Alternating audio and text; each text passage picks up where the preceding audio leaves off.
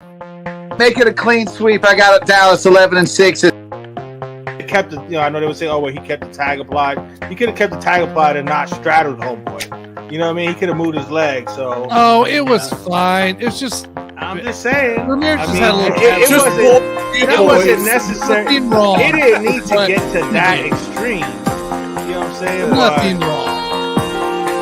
Bills in a last-second field goal or a last-second touchdown by Aaron Rodgers to take the division. He's kicking field goals too. I want to bet. Right? I want.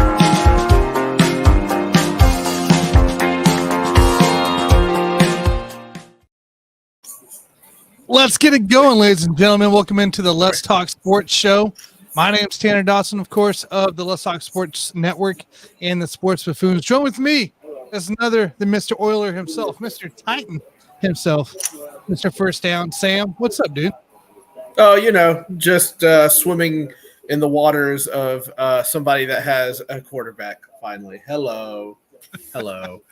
Hey, we'll kick it off there. Man.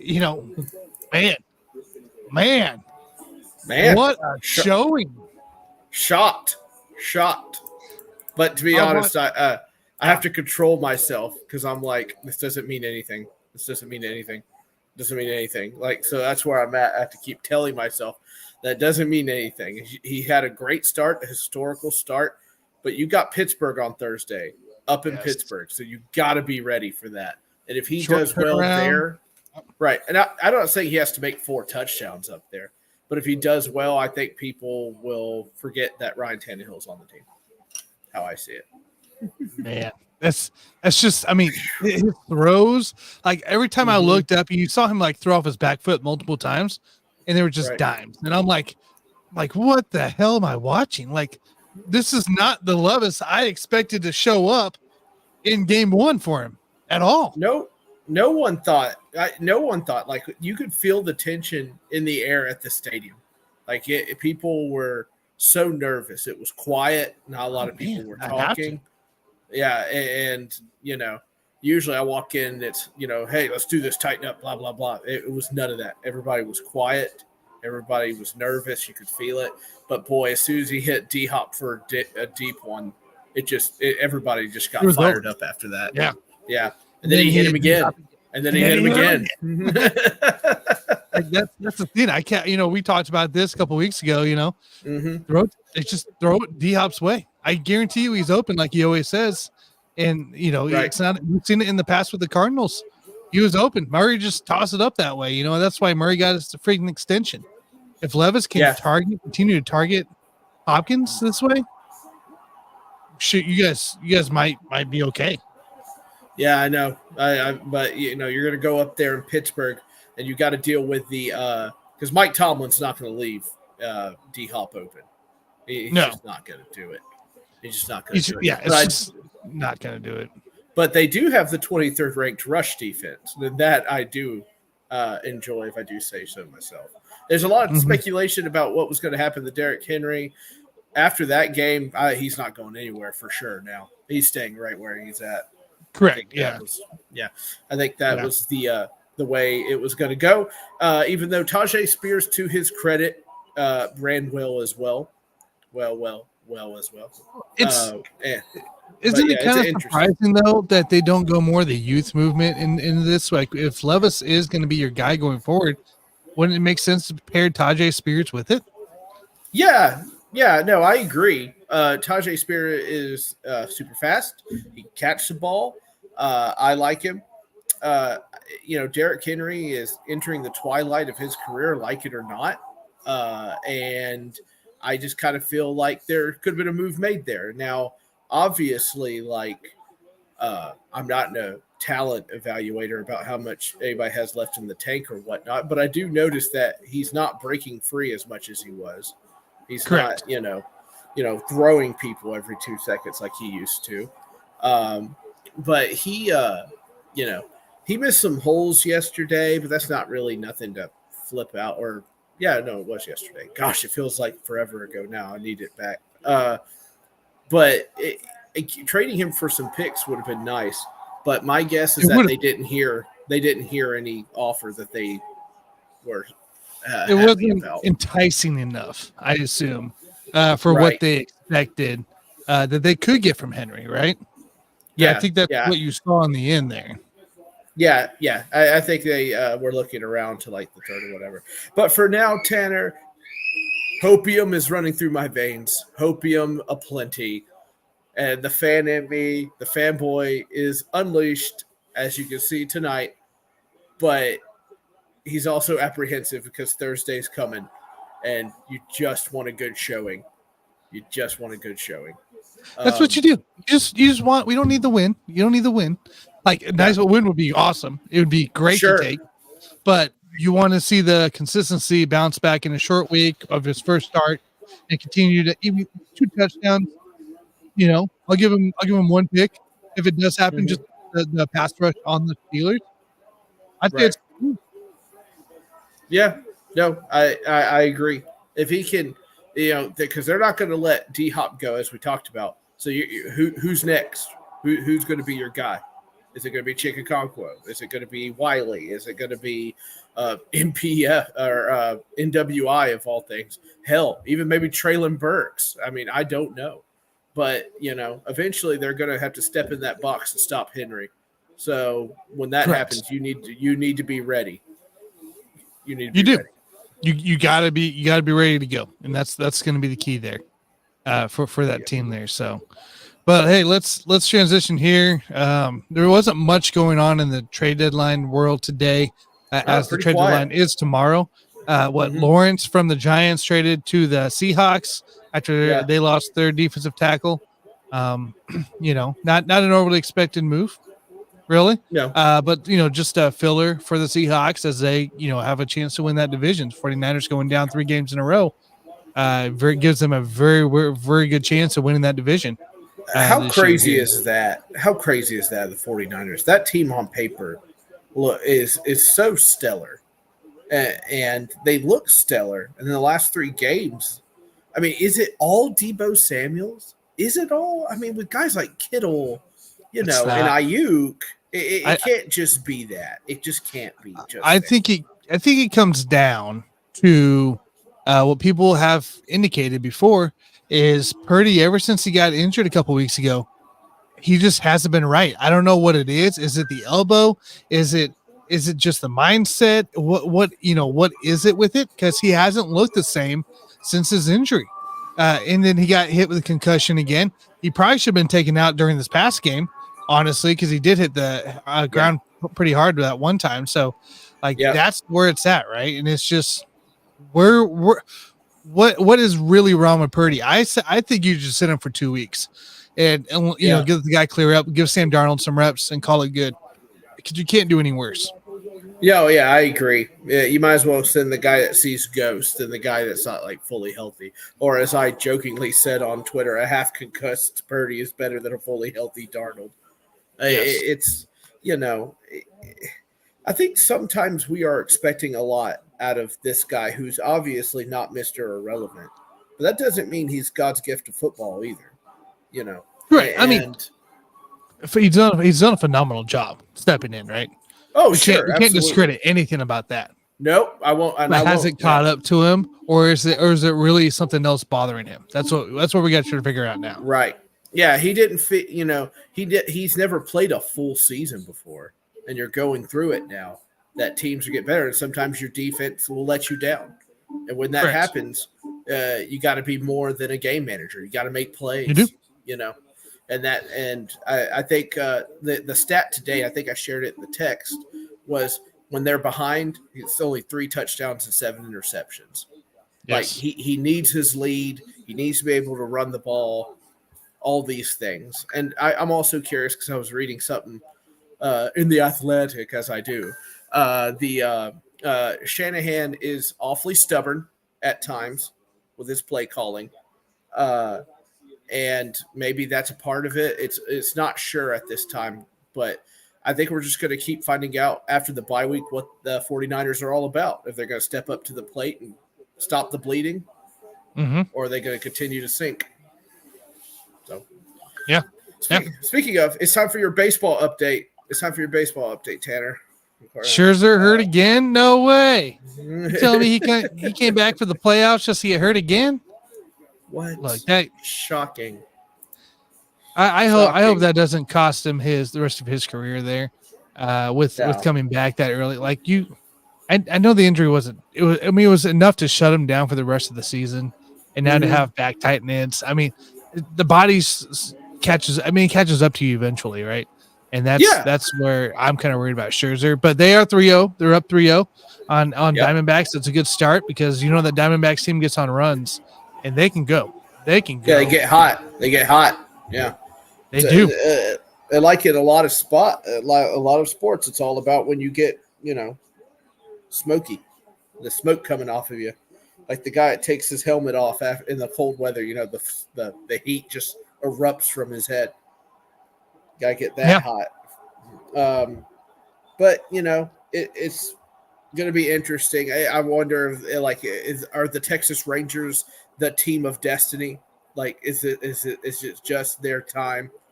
Are the Diamondbacks going to put up any fight at all?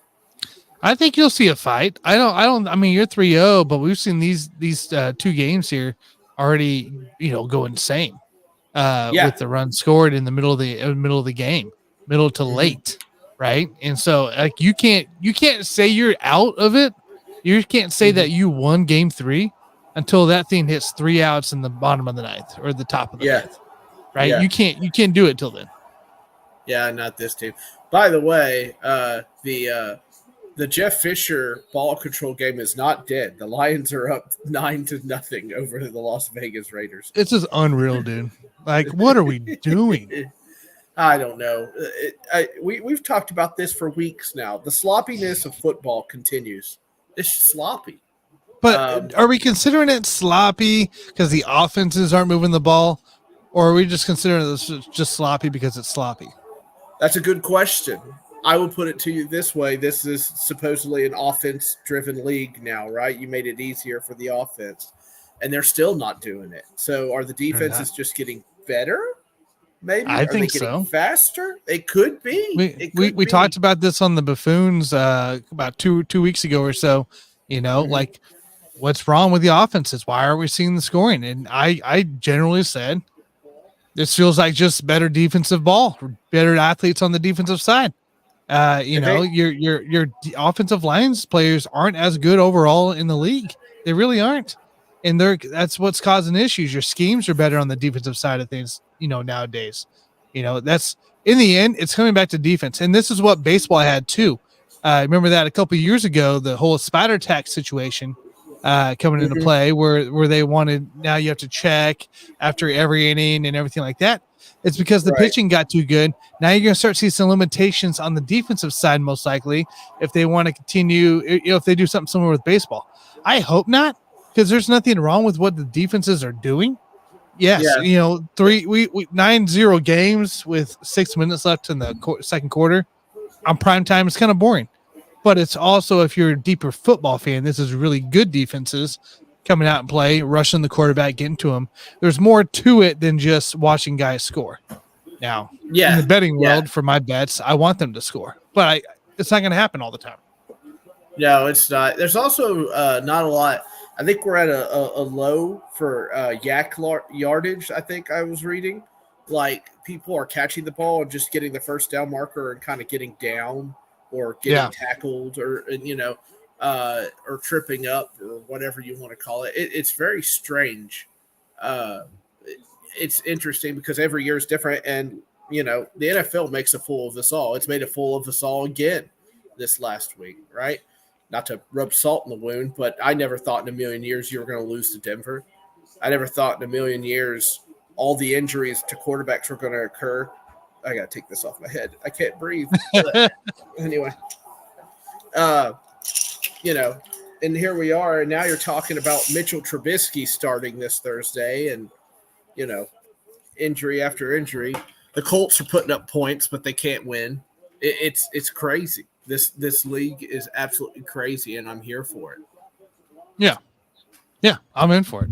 Why not? Why not in the league having this happen here? Waited all year. Might as well. Oh, yeah. It's just so what today we got We got, I believe, I don't follow it, but I believe the soccer playoffs are going on right now. Are they? Yeah, they started last night. So you have soccer playoffs tonight. You got the NHL, you got the NBA, you got NFL, of course, MLB playing, and I want to say, I think exhibition games have started for college basketball. Oh, it could be. I might College be basketball already. off a Boy, couple days. We're in the thick of it then, aren't we? God. Monday. Yep. No, that's November Wow. 6th. Never mind. We're a week away from exhibition official games happening from the college basketball ranks and stuff. So, it's still a week away. Like, it's insane. The amount of sports that we have going on right now. What do you watch? What do you watch? Yeah. I'm sticking to football at the moment, but I keep an eye on hockey. I have to keep an eye on my Pacers. My Pacers, my team. Your Pacers. My Blackhawks, your Pacers. That's right. Yeah, that's right. Oh, my goodness. The Dome is such an interesting place, and then up in Detroit, it seems like half the audience is darked out. You know what I mean? Yes. You see like a couple of flags in the darkness, but it's very odd. But it's odd. It seems like a very gray place, like a very just not a lot going on. I look forward to going up there. I'm heading up there for the draft next year, so I look forward to exploring all up in that thing. It's gonna be great. Right. Hopefully, I can get some Dan Campbell tears while I'm up there because the guy cries constantly. It's crazy. Not in a bad way. Not like I'm going to beat him. He just cares so much. That's all it is. Yeah, he cares so much.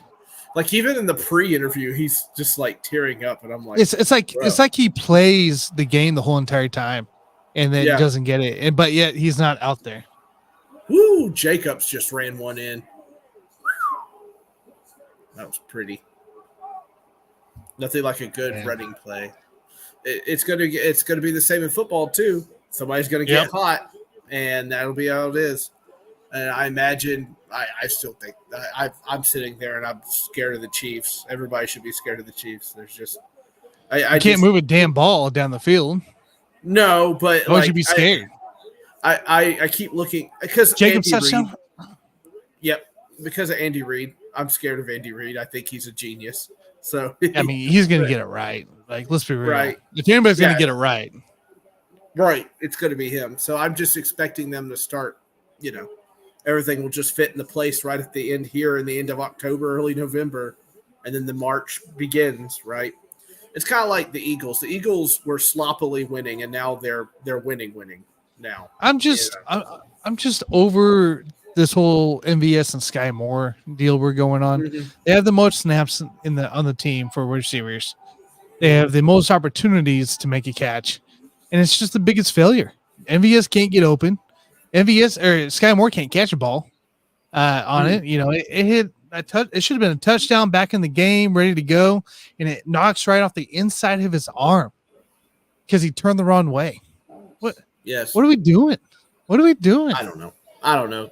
The other thing is, too, I think we're getting one step closer to the refs being full-time employees. Officiating has really hit the fan this year. I mean, it's really hit the fan. And I'm talking that, like, I've benefited from it. The teams that have played against us have benefited from it. But, I mean, wide receivers are getting mugged all over the place. And wide receivers are mugging defensive backs all over the place.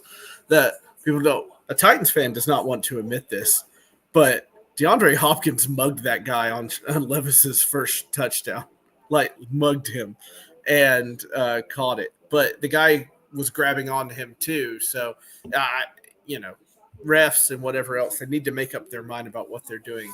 But I think it's just getting one step closer to them finally being full-time employees of the NFL because it just can't go on like this.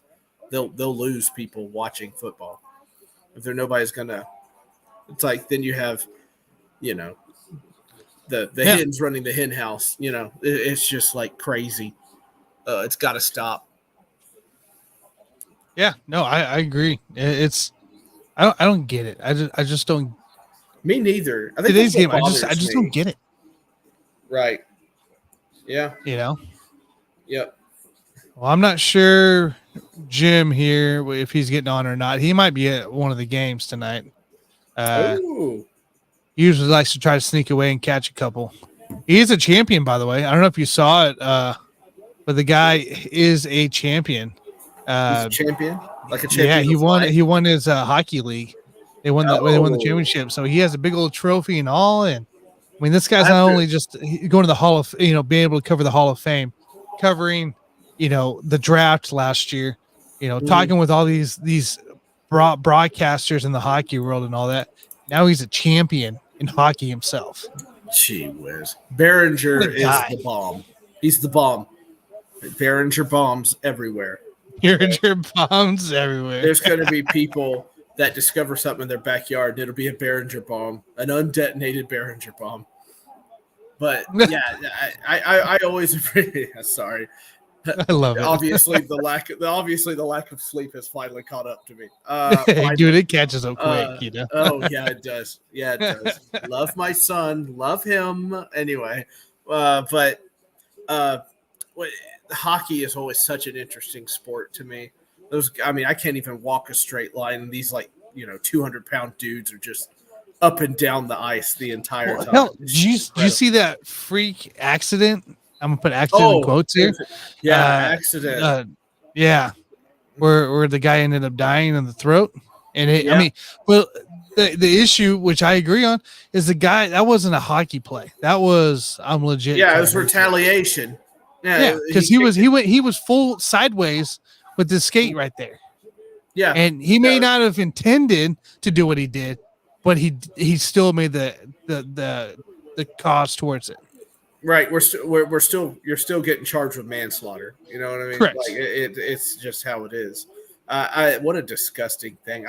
Unfortunately the video popped up, but I did not want to see it, and I was like, ugh, like, oh my gosh, he actually died. Golly. Between that and Matthew Perry, I don't think I could take much more sadness. Everything's falling down. Right. Uh, Right. It's sad deal. It is. The way that had to go down. I just couldn't believe it. I was like unreal, like just watching the play. These are sports. You know what I mean? Yeah. Things we watch for entertainment. And then somebody goes out there, Like I get it's a violent sport, but are we really trying to be that harsh against people? Are we really that upset? I was waiting for. I remember when Albert Hainsworth stepped on that guy's face with his cleat, and I still honestly feel that he should have been charged with something because that's ridiculous. Albert Hainsworth is 325 pounds. Stepping. Athletes get away with a lot of shit. They really do. Yeah, like a lot of stuff that hospital visits, etc. And they get away with it all because they're playing the game. Because they're playing the game. We're playing a game, but that was not it. There's that just was no not reason to do it. Yeah, no, it's just not. I don't understand the. I just don't get it. Like why? Like I understand you're getting aggression out. I understand testosterone. I get it. Like you're shoving up against guys all day. You're trash talking. You're sweaty. You're tired. It's hot or it's cold. But you just legit want to go out there and actually just destroy somebody is just beyond me. I don't get it. I don't get it either. Why would you do something like that? Oh, I don't know. I don't know. It's sad news there. I don't know if you caught it too. Because I don't know if Jim will be on. If he does, hop on here. We'll get his thoughts. But I don't know if you heard. But they are moving the draft. He's going to be on in 5, so we'll talk about it here in 5. They're moving the draft away from an event. So once he gets on here, we'll talk about that because that affects a lot of people in that here. Yeah. You're talking about the NHL draft, right? Mm-hmm. Oh, Nashville's not. They're changing a whole bunch of stuff on that. Yeah. We'll get more details from Jim. I heard that post as well and everything like that. Oh, jeez, that stinks. Your Nashville was kind of making it as a hockey town kind of thing, and that only brought more eyes to hockey. And now we're going to take it away, man. Oh man. What are they gonna do? Read it off at a radio show and be like, "Okay, here we go." Right? Here we go. Still better than the NBA. Still better than the NBA draft. I despise the NBA draft. I hate it so much. I hate it. I hate the fact that the Spurs got somebody. It's just ridiculous to me. Well, I'm always curious, like, why are all the drafts so different? Why do we have to have 900 different style drafts in sports? I don't get it. You know, Me one neither. has a lottery, the others don't have a lottery. One, you know, Right. it just blows my mind. It's should be a pretty standard issue. Right. I mean, just whoever's in last place goes first. Why is that so hard? You know, I don't get it. Heck, if somebody ties, have them face each other one last time and then do it. I don't know. I don't know what the cure is. You know, somebody said Popovich is going to retire or quit if they didn't get the draft pick. You know, that kind of thing. He To be ain't fair, leaving. no, he ain't. He would have left. He would have left a couple years ago when it all kind of imploded there in San Antonio. That's a face mask. Ooh, watch that run. This guy gets just all kinds of grabs. Who is it? Gibbs gets turned around. Spillane grabbed him. I couldn't tell if it was a horse collar or his face mask. It was all in there. All right, make the call. Oh, it was horse collar. It was horse collar. Yeah. Boy, that guy jerked around something awful. Yeah. That's the other thing that bothers me. You have to do. Oh no, he just reached out and did it. Never mind. He literally like reached out and was like, It just caught wind of that, you know. yeah. I get it. Oh, I get it. Yeah, it's yeah. It's like the other thing that bothers me. Harold Landry, our defensive end during the game, sacked Heineke. And as Heineke's going down, his helmet hits his hand, and they're like, flag. And I'm like, oh, come on, dude. That's all it takes. That's all it takes. Yeah. And we got the Mad New Yorker.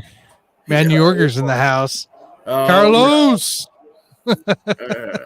Scherzer's been done since the beginning of the season. That's what I said.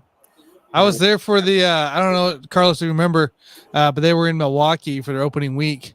And Scherzer got bombed in the first 3 innings. I was sitting in those seats watching Scherzer get roped on by the Milwaukee Brewers. So that was fun. And I got to see him again get roped. So that was a good time. It was a good time.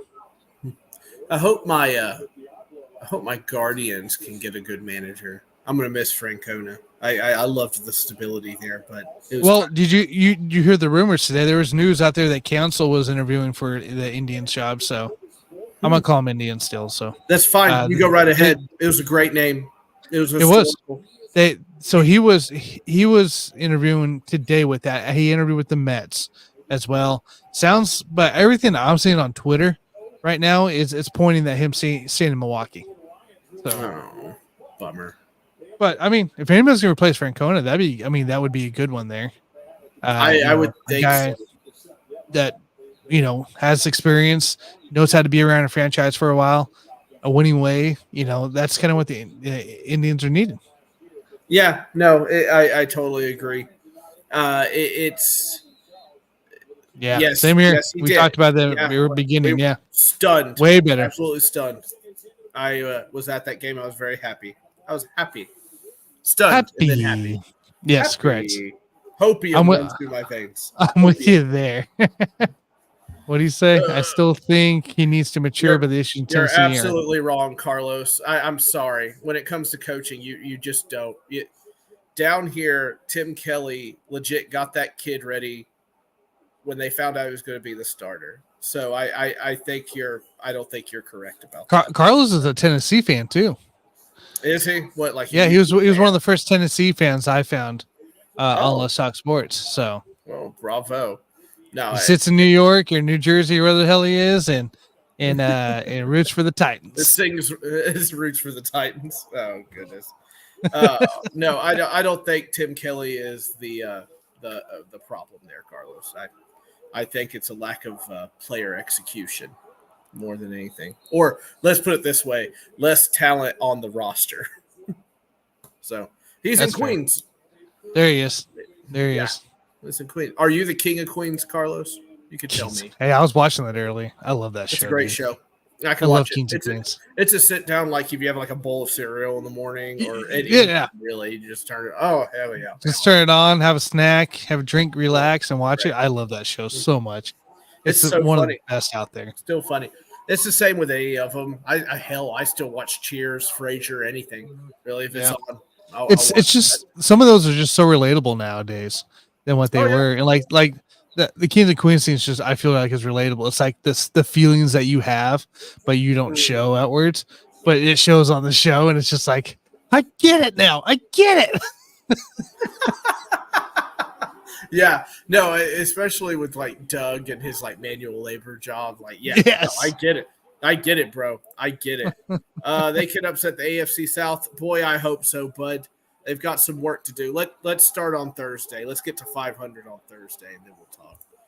Oh goodness. I'm trying to read here. What do we got? What do you got? Oh, I don't have anything. I okay. lied to you. I lied to you. I'm sorry, Mister. I thought you had something good, dude. I have nothing. I got nothing for you. I accidentally closed the window, so it's gone now. Let's see. No, it's nothing. I thought somebody traded somebody, but they didn't do it.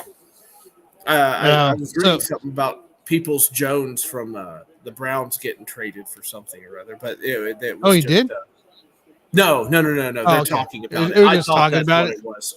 Yeah, They do that a lot where the article started that way and it's like never mind. It's not what I thought. It's shocking to me that the Derrick Henry trade didn't go through because boy, there were a lot of people. I mean, a whole lot of people that usually are right, and then it didn't happen. But some people argued that they just didn't want to see Derrick Henry in Ravens purple, and I can understand that, seeing as I lost Steve McNair to them. I lost D Mace to them. I lost Samari Roll to them. That's 3. It hurts my feelings. I don't like it. Makes me sad. You know what makes me happy, though? You know what makes me happy? What makes you happy? Freaking Biringer. Hey, man, let's get him in here. Pull it up here. Ladies and gentlemen, welcome in. Full press coverage, NHL, full press wrestling coverage, and the full press podcast where he talks some NCAA business. Also a champion in the hockey world with his team this past weekend, holding up trophies. Gets to go to the Hall of Fame and an interview there. This guy does everything. Let's bring him in. Jim Biringer. Jim, what's up, dude? Yeah. Hey, what's up? Yeah, what's up, boys? What's going on here with my maniacs? Not as many maniacs tonight, but that's okay. We're waiting on the Balkans. Scott had an emergency at work, and Johnny's still sick with the Miami flu. And basically, Donnie, what it's the like heck, Highlander. Man? We're killing all the others, and then Tanner and I are gonna have a big sword fight at the end of the movie. That's well, I mean, look, it could be only one. We're here. It's a Monday night. It's a Monday night. We got Tanner here. We got Sammy here. We're here. We're doing the thing. We're champions. We got a lot here to talk too, about, so, Jim. I mean, we got a lot to talk about. Lucky, bro. Champions here, so let's go. The champion. Hey, congrats, dude, on that trophy, man. Thank you. Yeah, that was awesome, to see. That's two. That's 2 in a row. That's 2 in a row. 2 in a row? Hey, how many in a row, Jim? 2. All right, cool. 2. Well, and if you count the, I said more than one. If you count the 35 and older tournament at the beginning of the year, that's 3 in a row. Look at that. Jeez, he's a monster. Dude, that's insane. So not only do you just cover hockey and all that, you play it as well, and your guys are pretty damn good. So you're kind of absolutely. A big shot. We are really good. We're a good team. I'm kind of a big deal. Yeah, everywhere. I like it. I appreciate that a bunch. Look at that. Kind of a big deal. This is the guy. This is the kind of guy you got to follow for sure. All right, let's talk about it here. We kind of brought it up earlier in the show. I want to bring up the incident with you, the unfortunate passing, the inexcusable play in my book of coming at him. I don't know. It doesn't feel. I've seen many Twitter posts of guys I follow that find like in many years of hockey, they've never seen anything like this. What's your thoughts, dude? Got to hear it from you on what you're thinking here. I mean, look, this is a tragic. Excuse me. This is such a tragic incident over in England with Adam Johnson. I mean, look, we know how sharp the skate blades are. I mean, right? Like, it's just a freak thing, right? No one really goes out there maliciously going to say, oh, hey, I'm going to go cut somebody with a skate blade. Like, that shit is accidental stuff. I mean, you go back to the days of Clint Malarchuk. He was the first guy that got there. Luckily, that night, somebody was in attendance. Doctor really saved his life.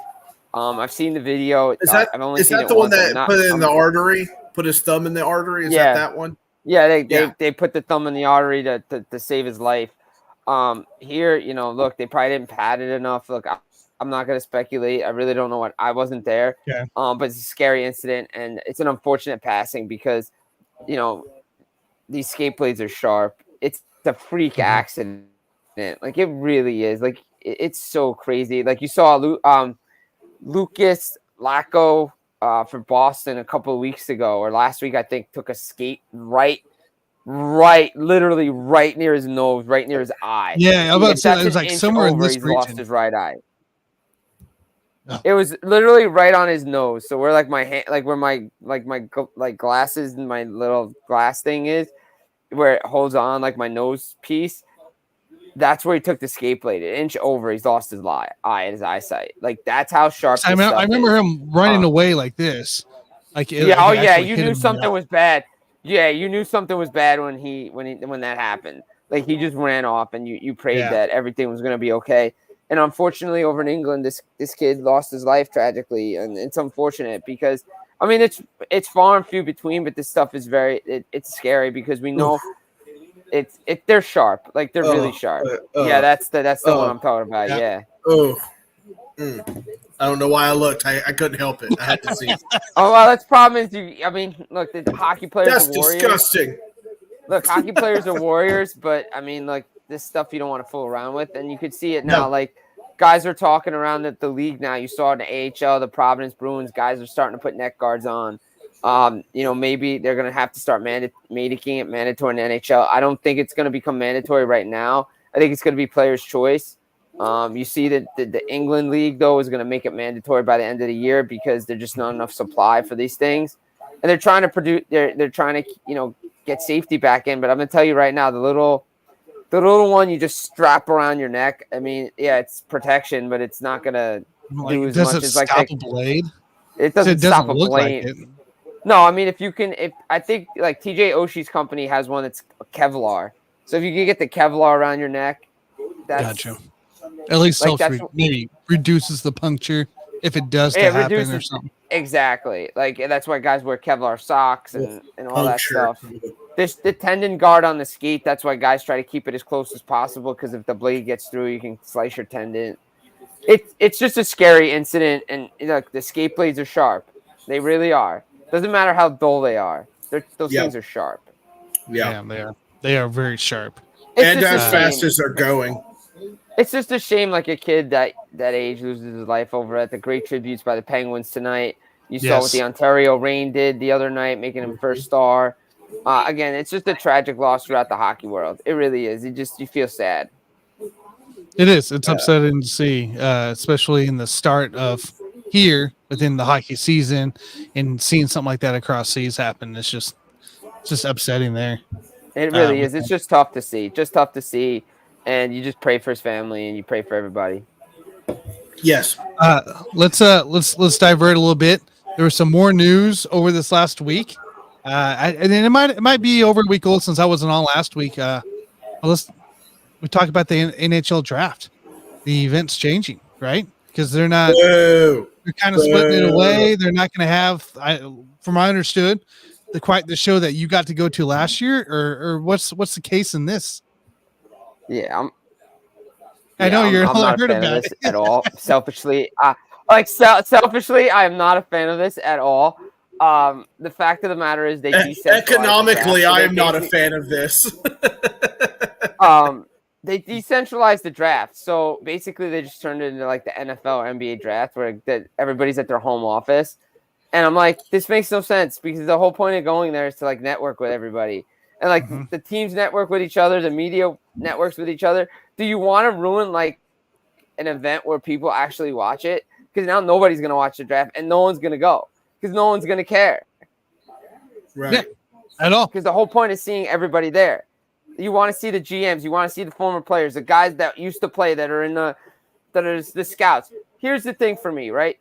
You don't need to bring you want to bring your whole team with you, fine. Just don't bring 20 dudes up on stage for one draft pick. Like bring 5 guys. Like you don't need everybody. Like if you want to keep certain guys home, keep certain guys home. But the general managers, the assistant GMs, like all those guys need to be out there. And I understand free agency is too close. Okay, well let's have the other conversation then. Let's fix the hockey schedule. Like, let's start the season when it used to start. It didn't used to start October 10th. It started the week before on October 3rd. Then the season's done mid-June. You can have your draft, and then you could have free agency. Unreal. Like that's always the perfect thing for hockey because you are going till July with the hockey season. If you're going 7 games, like that's the thing. And then you turn around and you got the draft and you got everything else going to play within that month. I hate it for Nashville. It's crazy. Like Nashville really liked having the draft there, and it was it was such a big moment. I hate to see it all go away, especially that cool camera shot where somebody has all the desks and stuff in the middle of the ring. I mean, that was so awesome. But now we're going to take it all away. It sucks. It sucks. Well, because the guys got used to it during COVID because they didn't have to go anywhere during the COVID draft. Right. Like 2020 draft was a COVID draft, but then 2021, 2021 were COVID drafts, and then you had the 2022 draft was back in person, and they got used to it. The costs, all this stuff, costs, inflation. I get it, but that shit dragged on. Like it took forever, and it just took way too long, and it's not the same. It's not the same because let's be honest, like the NHL draft, the NHL needs people to watch it, and if you're gonna just turn it into something else that has no appeal, it's not the NFL. Like let's be honest, people want to see that show with everybody there. The table's full. Like the fans go there, the players go, because now players may not want to go. If you know, Correct. I mean, why would you want to go? Decentralize everything. You can't network. I'll stay at home then.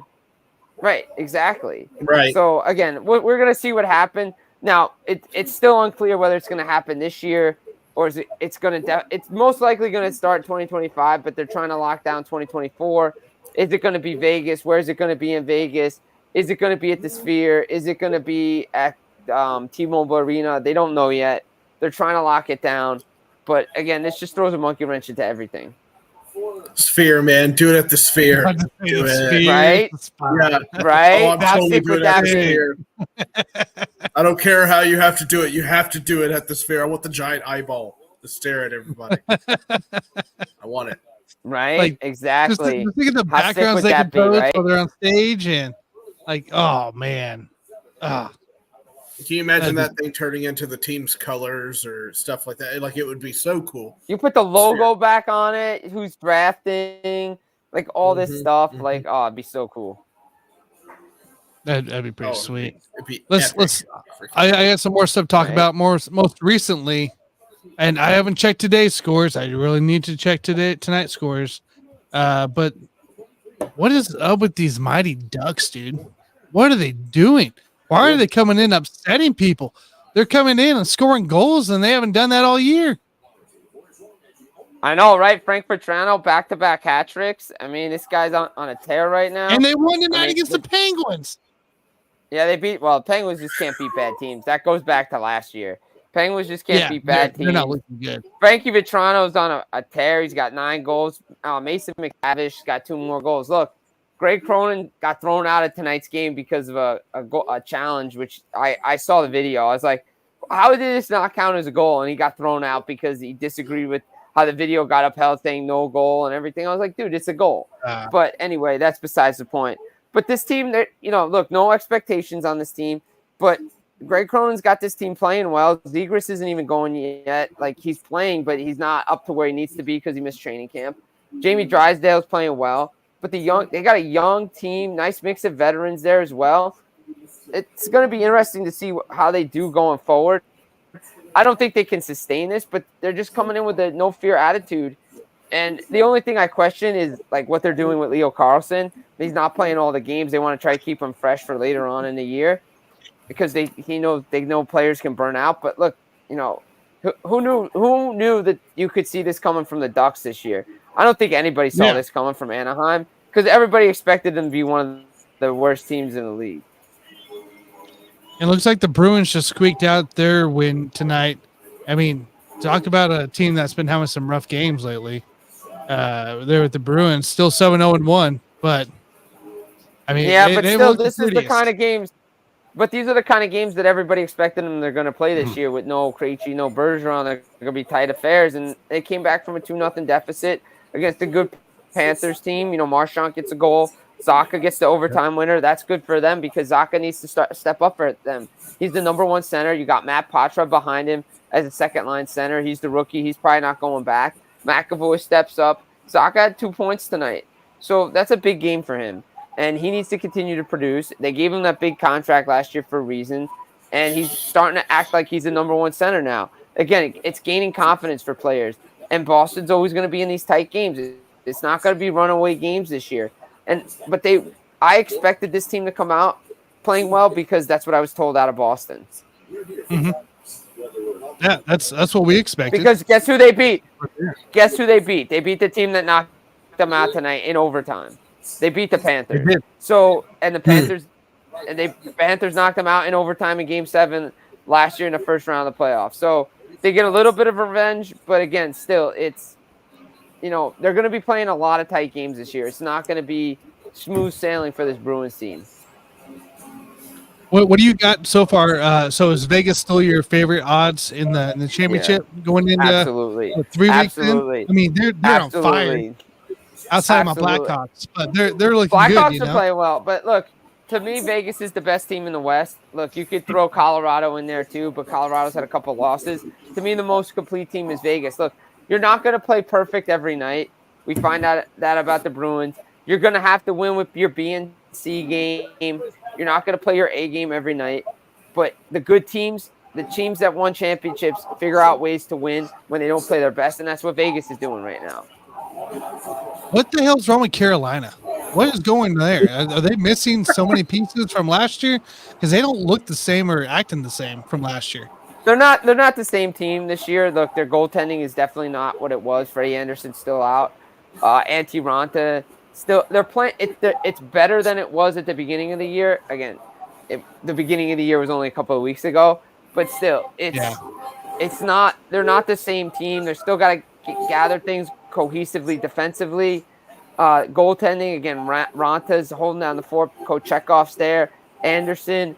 They're trying to run it back, but again, this has been the MO for this Hurricanes team since last year in the playoffs, right? They play the Islanders, tight, low-scoring games, can't score goals. They need offense. Play the Devils, things kind of open up a little bit more. They go back to playing the Panthers, can't really score too much. That's their problem is they play one style, they can't change it, and that's what's going to hold Carolina back from going to a Stanley Cup final because they need to be able to score offensively, and they just can't do it. I like it. Sam, Nick, Jim, any other hockey questions? Yeah, I just Jim, did you hear about this Adam Johnson kid who passed away tragically we in just England? He was a Pittsburgh King. Oh, you guys talked about it already. Yeah. Did you guys see that the police are investigating? What are they investigating as far as it looked like an accident? I mean, think it's the way he went down. The way he hit him, like it looked different than what I consider would be a hockey hit. It's just the way it was. Yeah, I mean, it's more of they were called to the scene because the guy died on the rink. Like he died. Got to be investigated, I'm sure. It has to be investigated. Like from my understanding, like he got up and then he collapsed, and that was it. Like there's a player that died at the rink. Like he didn't die at the emergency room. So They have Unreal. they have to look into it. It's not like anything's gonna come out of it. They can't. It's a freak accident, but they have to do what they have to do. Yeah. And rest in peace to that poor kid. Yeah, it's just awful. Yeah, for sure. I mean, I'm surprised. Like, to me, like, I will be shocked. I would not be shocked to see more guys start wearing those neck guards, even though they really don't do too much. That could save your life, but it's not going to be as bad as if you wear that Kevlar. The big thing is, like, the big news that came out of the week last week was the Shane Pinto stuff out of Ottawa, which was really, like, that just came out of nowhere. Like, that came really out of nowhere. Yes. I remember I heard you talk about it on one of your shows for the full prep. So that day, it was funny. I was recording an episode that day, and I had Dave Pagnotta of the Fourth Period on, and we were talking about the Pinto stuff, and it was interesting that day it came out. He was suspended 41 games for sports gambling. And it's funny. So this is how it works. If you're a player, you open up an account, it automatically goes to the NHL registry because they have to follow it for any activity, unusual activity. It'll get flagged because you are not allowed by the bylaws to bet on NHL games. Now, apparently, Pinto had somebody doing it for him. He was, betting on other games, and I guess this person it's bet like on hockey. Hawkeye situation. Right, somebody bet on stuff for him, and he didn't know about it. And it was related to hockey games. Now, again, this is speculation on my part, and I haven't had this confirmed.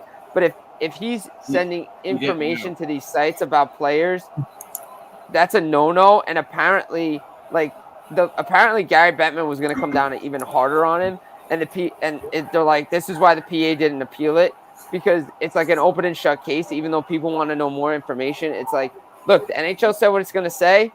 They probably could have come down a lot harder on this kid. This kid's now going to have to take his qualifying offer because he had $2.5 million on the table for 2 years.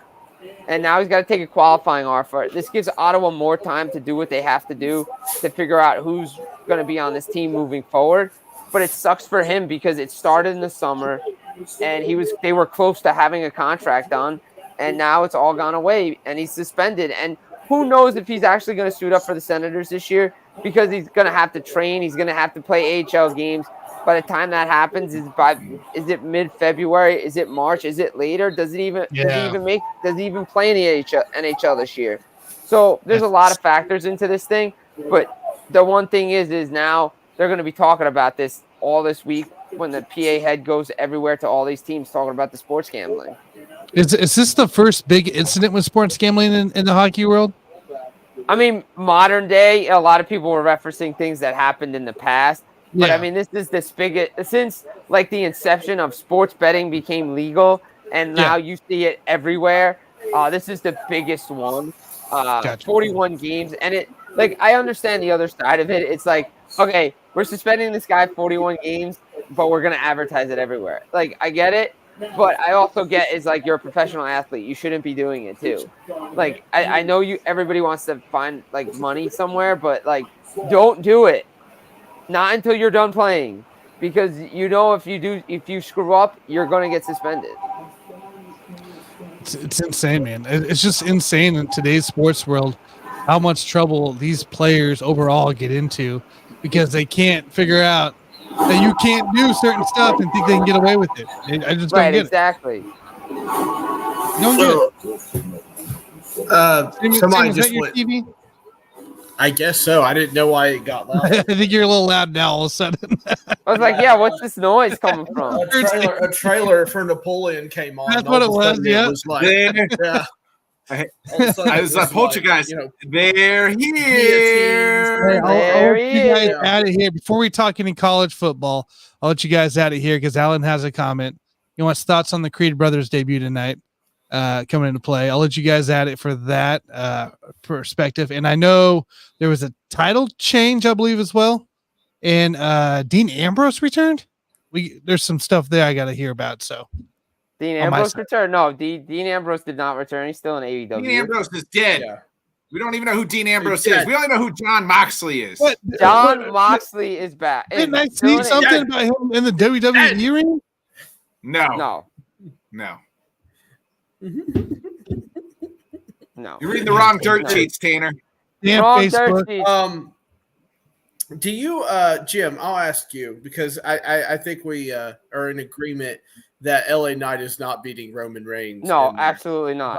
Yeah, he's not going to do it. But No. I will say that they are setting him up quite nicely. What do you think about Rey Mysterio dropping the belt to Logan and him taking it off of Logan, the United States Championship? I mean, I really don't. I mean, look, they're probably going to do it. I like that idea. I like Logan winning the title there. I mean, the guy hasn't won a big match in a while. I mean, he beat Ricochet, so I expect him to win another match here, win a title, get the title change here. I like it. It comes off as a heelish move by Logan Paul. Maybe Logan recruits the LWO to screw over Ray. Something like that. That could work. But again, it's Saudi. Work with Escobar or something. Yeah, exactly. Yeah. I don't have a problem with it. I like that idea. Yeah. I was just thinking because how do we know Knight's not winning on Saturday? How do you think that's going to be booked? Like they're going to make Knight look strong because they've made him look strong even in the promos with. I expect they do something like what they did with Kevin Owens, where like Kevin was so close to winning that like somebody just screws him. Yeah. I mean, that's everybody, right? Cody, they do that with it. I mean, just like they did the same thing with Cody. They did the same thing with It's pretty much the same playbook. Like there's probably going to be a visual pin somewhere, and then somebody from the bloodlines is going to come in and screw him over. Crazy Jimmy's going to come in there. Yeah, exactly. And then he's going to get screwed, and then that's it. Personally, what I would like to do, and you're not going to do this in the main event of a pay-per-view, but you do a DQ kind of smudge finish. Like everybody gets involved, and then that's it. They just throw the match out, and then there you go. Boy, I freaking loved how he messed with Roman on SmackDown. But, though again, I ate that up. I did too, Sam. I did too. I that was the so head good. of the table and So everything. good. That was freaking wonderful. Dude, LA Knight. Go ahead. LA Knight's mic work is so good. Oh. Yeah, and the coming out before and not letting Roman sitting at the head of the table, I was all for it. I think LA Knight, I kid that I just get tired of you guys, loving on his nutsack all the time. But yeah, I do like what he's doing. Yeah. I really enjoy, who I've always enjoyed, and I love this face run that he's on now is MJF. I think he's the best thing in AEW. And how about that match he had with Kenny Omega? For everything that was being told when MJF came in is he can't go in the ring. Well, by God, he has now proved it in his last couple big matches. You go toe-to-toe with Kenny Omega. You went toe-to-toe with Adam Cole. Slap this guy. He is bona fide stud in and outside the ring, on the mic and not, is MJF. Look. And nobody's on the level of MJF, the devil, right? and that includes your guy, LA Knight. Yeah. Dude, look, MJF is a man. LA Knight MJF is a man. Great burning star. Great promo work. Great matches. Just an unbelievable pay-per-view quality match on Collision on Saturday night. I hope a lot of people watched it. They didn't really build it the way I would have liked it. The streak versus, the champion versus the streak. But again, MJF's the longest reigning champion. Hopefully they run it back on a pay-per-view somewhere, because I'd love to see these guys, because I think they left a lot in the tank. They could have even done more stuff, but again, it's a TV quality match. And MJF wrestling on Collision, you have Omega there. These little storylines, all these little challengers for MJF, and we don't know who's under the devil masks. What's his deal with the Kingdom? Like all this stuff. Jay White has the belt. He has to find tag team partners in order to get the title back. Like, this is like really good storyline. And the problem is it's the only thing that everybody's invested in, because I saw the quarters from Wednesday, and after they did everything in like the first half hour, everybody just left. They're like, all right, we saw what we had to see. I believe it. That's what I'm invested when it comes to AEW. I'm invested in anything MJF's doing. Right, and he's doing a lot of good spectacular. things. I love MJF. I love everything they're doing with him. Again, I'd like to see if they could, because they were doing a lot of stuff on like being the elite in regards to MJF coming into to Omega's locker room and saying the time and everything for how much time left is until he passes him. And I kind of wish they showed that a little bit more. But that's always been my little knock on AEW when it came to that stuff. But again, it's all relative because the product's good and all the products are good, and I'm loving, what they're doing there. And Christian is one of the best heels in the business right now. And I just love what his work is doing. I signed up for what he's got going on too. Christian's been killing it. Yeah, I love it. So, I mean, they got a lot of good things going on there. WWE's got their own things going on as well. So, like I've always said, it's a great time to be a wrestling fan. It is. What year was it? What year was it, Jim? We had Shivani, Sting, and Ric Flair all in the ring at the same time. I felt like it was like 80s. I felt like it was the 80s, early 90s. That was crazy. I was like, shit, I didn't know WCW Nitro was back on air, Yeah, it was good. It was fun to see that. It was kind of crazy to see Ric Flair in an AEW ring, though. What did Carlos say there? Yeah. Carlos said... I loved Christian jab at him too. I know God's not real, or else Ric Flair would have been dead 30 years ago. Man, I freaking died. That was such a great. It was like, okay, that's really over the line, but that's a really good line. Generally, there's no over the line, Jim. It's wrestling. Generally, those are the best lines. Those are usually the best ones where you're just like, oh man, he just crossed the moral compass. But guess what? Flair had fun with it. And he laughed it off too. So, all right, guys, we gotta we're getting a little bit of college football before we let Jim go and get Jonathan in here. First off, I would love to start it off. Coach Jonathan Tanner. Coach Jonathan. Sorry.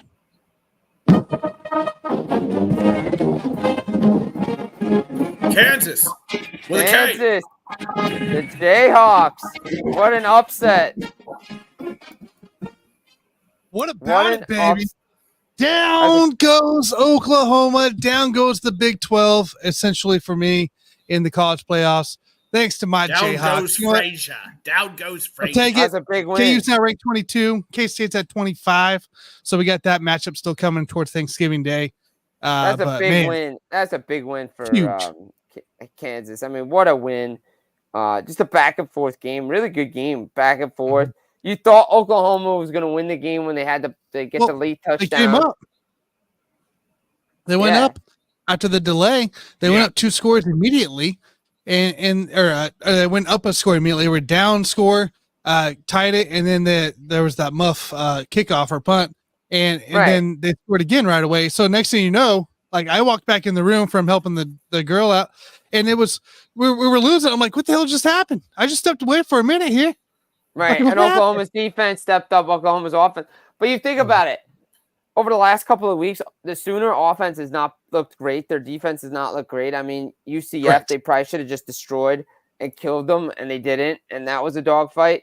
And you were wondering, like, look, I even wrote about it. I was like, even Herbie was saying this, Herb Street. He's like, this isn't the sexiest college football week, but this is usually when the upsets happen, and top 10 teams have been getting so close to being knocked off by unranked teams that you had a feeling it was coming this week. You just had a feeling. And then you see the Sooners get the lead, and then Kansas just 55 seconds left. Boom, wins the game. I'm like, and then Oklahoma has a chance to win the game. The defense comes up huge. What a victory for Kansas. I mean, that's a big-time win because now the Big 12 is wide open. I think Texas can win the Big 12. I still like their chances if they can get K-State. If K-State can beat Texas this Saturday, that might change some things. Jim, do you give my boys Mizzou any fucking chance against Georgia on Saturday? Where's the game? In Georgia? Yeah. I think it's in Georgia. Yeah, because last year the game was the last game of the year was in Missouri. I mean, I think they have a chance. Look, I'll give them a shot. I Why mean, they not? were up on Georgia last year. They had them beat last year in the first half. Does that Someone's really being matter? Petty in the It chat. does matter. It does matter. Whoa. It does matter. It does matter because Georgia's a better team at home than they are on the road. It's been proven. I just love. Same in I Missouri. just love. Is it the game in Georgia? There's just this silence, and he's like, "Yeah, Yeah. Yeah, game's in Georgia. Okay. So, but look, Georgia finally looked like the Georgia team that we expected them last week against Florida. Look good. That's the best week I've seen Georgia play. And the thing is, for me, they're not going to be ranked 1 when the college football rankings come out Tuesday night. Who do you What got? about, number one, Michigan? It's going to be Ohio State because of their 2 victories. Yeah. Their 2 big wins are going to be the reason why they're number 1. They're 1. It will be. It will be. It makes sense. They 2 bigger games, and They beat Penn State and they beat Notre Dame. Yeah. Like, Jim, what do you tell make me a of better team. what do you make of this Michigan witch hunt? Seems like it could be time for Harbaugh last year here, which you had at the beginning of the year. I mean, Harbaugh's leaving. At this point, I don't see him staying through this scandal. I mean, this cheating scandal. There's so many allegations that are coming out that, I mean, this thing could explode. And I think he is now out of here. I think he's going back to the NFL. I really do. I think he could go Chicago, he could go San Diego, LA. He could go anywhere. Like, he's not. Yeah, LA makes sense. real fresh. Grisham." But I think, look, this is bad. Like, you can't have a cheating. Look, a lot of teams try to steal signs. They all do it. They all try to do it. Michigan's getting caught, and they're getting caught royally. And the fact that it's Harbaugh, and we've seen him get closer and closer to getting back to the NFL over the last couple of years, I'm starting to put the dots together and be like, all right, well, he's probably going to leave before the sanctions come out. Do they lose eligibility for a playoff? Maybe. Do they lose some wins? Maybe. Do they lose some scholarships? Probably. But you saw Carroll leave before stuff hit the fan. You've seen so many other coaches just leave before stuff hits the fan, and I think Harbaugh's the next guy to go. Yeah, I believe it. I want to know one last thing here before we get you out of here. Ducks, are they the correct team to be the number 1 overall in the Pac-12, other than Washington? Like, better than Washington? Well, the problem is that Washington and I think Oregon's the best team in the Pac-12. The problem is they lost to Washington. Correct. So you can't put them ahead of Washington. I think all of it's going to settle itself out, to be honest. The issue is USC right now could play for the championship, play for the Pac-12 title because they're 5-1 in a conference, and Oregon's only 4-1. But again, USC's not playing for the Pac-12 championship because that defense is awful. Like, they gave up another 41 points to Cal. That's like, unreal, dude. That's unreal. Cal will not score more than 14 points against Oregon this week. No, they won't. Yeah, at all. They won't. Like, whatever the under is for team total, I'm taking it. Like, Oregon's favored by 24. I'm taking that over. I'm taking that Oregon 24 at home. Yeah. They will kill them. They're going to destroy them. And I think Washington goes to USC and beats them. Yeah. Are we reading too much into Washington's struggles the last couple of weeks? It seems like they've struggled the last couple of weeks majorly. They did. I mean, look, the game they probably should have lost to Arizona State. They probably should have. Let's be honest. Like, they were coming off an emotional win against an Oregon team, and they probably should have lost that game. If it wasn't for these coaches going for it on 4th down inside the 5 and giving away points, Washington's not undefeated. But we talk about that every week, Jim. We talk about it especially on our Thursday show. This week, again, they trouble with Stanford. I mean, Penix didn't really he had 4 touchdowns, but again, the team, they didn't really play great. They probably should have locked it down better than they did. But again, they're playing to the level of competition right now. Exactly. You're still coming off that emotional win against Oregon team. Yeah. You saw that with Utah last. I think they'll get up against USC. Oh, they're gonna get up for SC. They're gonna get up for SC. Yeah, because it'll probably be a 55 to like 45 type game. This is gonna be a big game. Yeah. Because Penix Jr. and Caleb Williams are two, and along with Bo Nix are Heisman Trophy favorites right now. You know Penix is gonna want to come out and have a big game. Look, Stanford, okay, you sneaked through. You got through the games you needed to get through. You didn't look great. Okay, so what? You're still undefeated. Utah had an emotional win against USC. They get home, they get smoked. That's what's going to happen. I mean, they still got tough games left. It's going to come down to, if Washington could remain undefeated and win the Pac-12 championship, they're probably getting in. Yeah, I'm with it. Yeah. All right, let's get your NFL pick for Thursday, and we'll get you out of here. Currently for Thursday, it's Titans 3-4 Titans, Pittsburgh, the Levis Mayo, and the 4-3 Steelers. It's a -3 for the Steelers at home. So it's a home field. It's just a home field. Come on in, Kenny Jim. Pickett's to be determined, Jim, by the way. They haven't ruled him out. I haven't ruled him playing, so it's TBD for Kenny Pickett. So it might be Mitch Trubisky versus the Mayo man. Steelers have a 23rd ranked rushing defense. Just saying. I don't care about your rushing, Sam. I mean, it's a pick'em game. Not my rushing. It's a legit pick'em game. No, it's not. No, it's not. No. No. Like, according Sam to has new life after watching Will. Hold on, Jim. Sam has new life after watching Will Mayo play yesterday, and now because he mayoed in his pants. There you go. Does this? I mean, I'm probably going Titans +3, but I mean, yes. Good job, Titans Pat. +3. We'll go with it. Pat. I think it's fair. I mean, this game is like I'm looking at the predictor. I'm like, this is a pick'em game, like legit pick'em. It is. Because you don't know what team's going to show up either side. You have no idea. Can Levis do it again? We don't know. Nobody knows. It's gonna be amazing. I'm excited. So we got Titans +3 for Jim Biringer on Thursday night. I will say this. The schedule this weekend, like, when these official rankings come out, Texas, Kansas State's going to be fun. That'll be a fun game. Notre Dame, Clemson will be good. Utah, Arizona State will be fun. The Battle of the Academies. I think Air Force is going to win the Commander-in-Chief trophy this year. Yeah. Just because they're better than both teams. They really are. They really are. USC, Washington. I'm really looking. All right, here you go. Other game of the week. LSU, Alabama is going to determine who goes to the SEC championship game out of the West. Ooh, there it is. I'm sure Jonathan would love to talk about that here shortly. Some LSU. I mean, it's a big game, man. It's only 3-point. LSU's already got 2 losses, though. What? LSU's got 2 losses, right? They lost the SEC championship game. Yeah, but they can't. But I believe I didn't say playoff. I said SEC championship game. Yeah, it's just a championship game. Oh, I got you.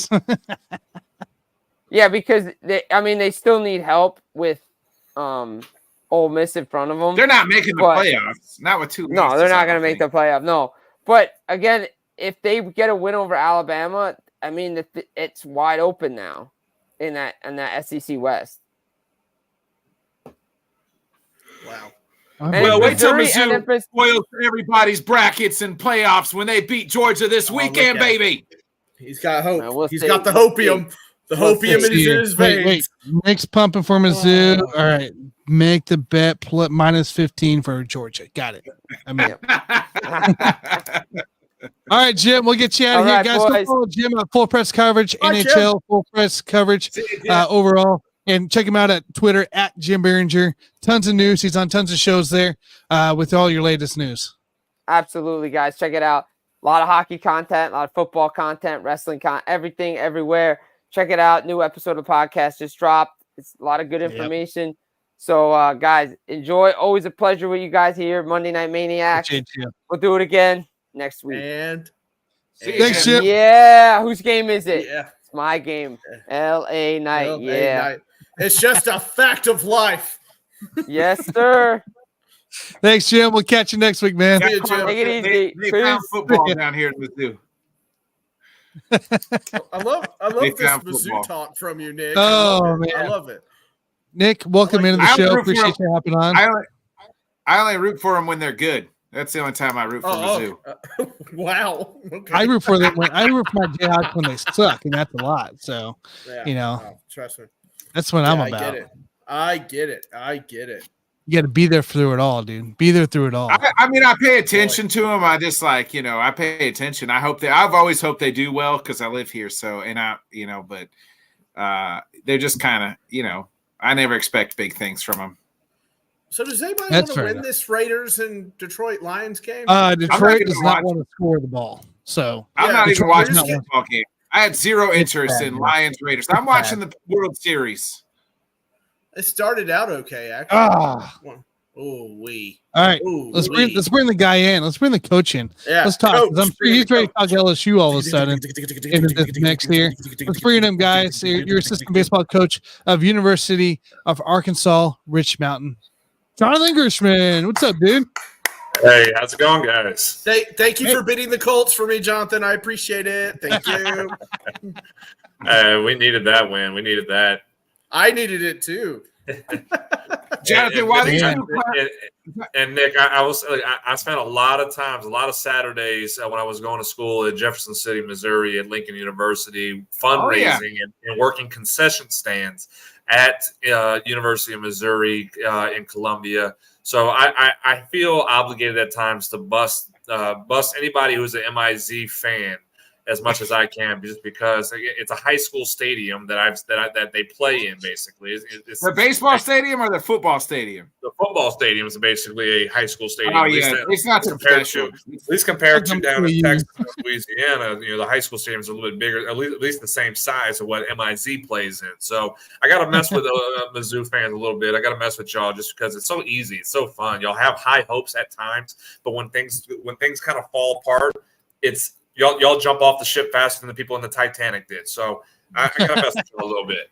I'm never really on the ship. I just like to say, when they're doing well, I like to, hope they do well. That's it. I'm never really on the boat. I'm always on the dock. You know what I mean? Jonathan, while these two clowns are watching that clown ass fucking football game, I'm with you. I'm watching the World Series. I've been watching. This has been some great stuff. Games 1 through 3. The Diamondbacks look like they're going to be losing out here. They're the bottom of the 8th, so the Rangers are. Hey, you can't say that until they're 3 outs of the 9th inning. True that. Because the other night, game 1, I was in the living room.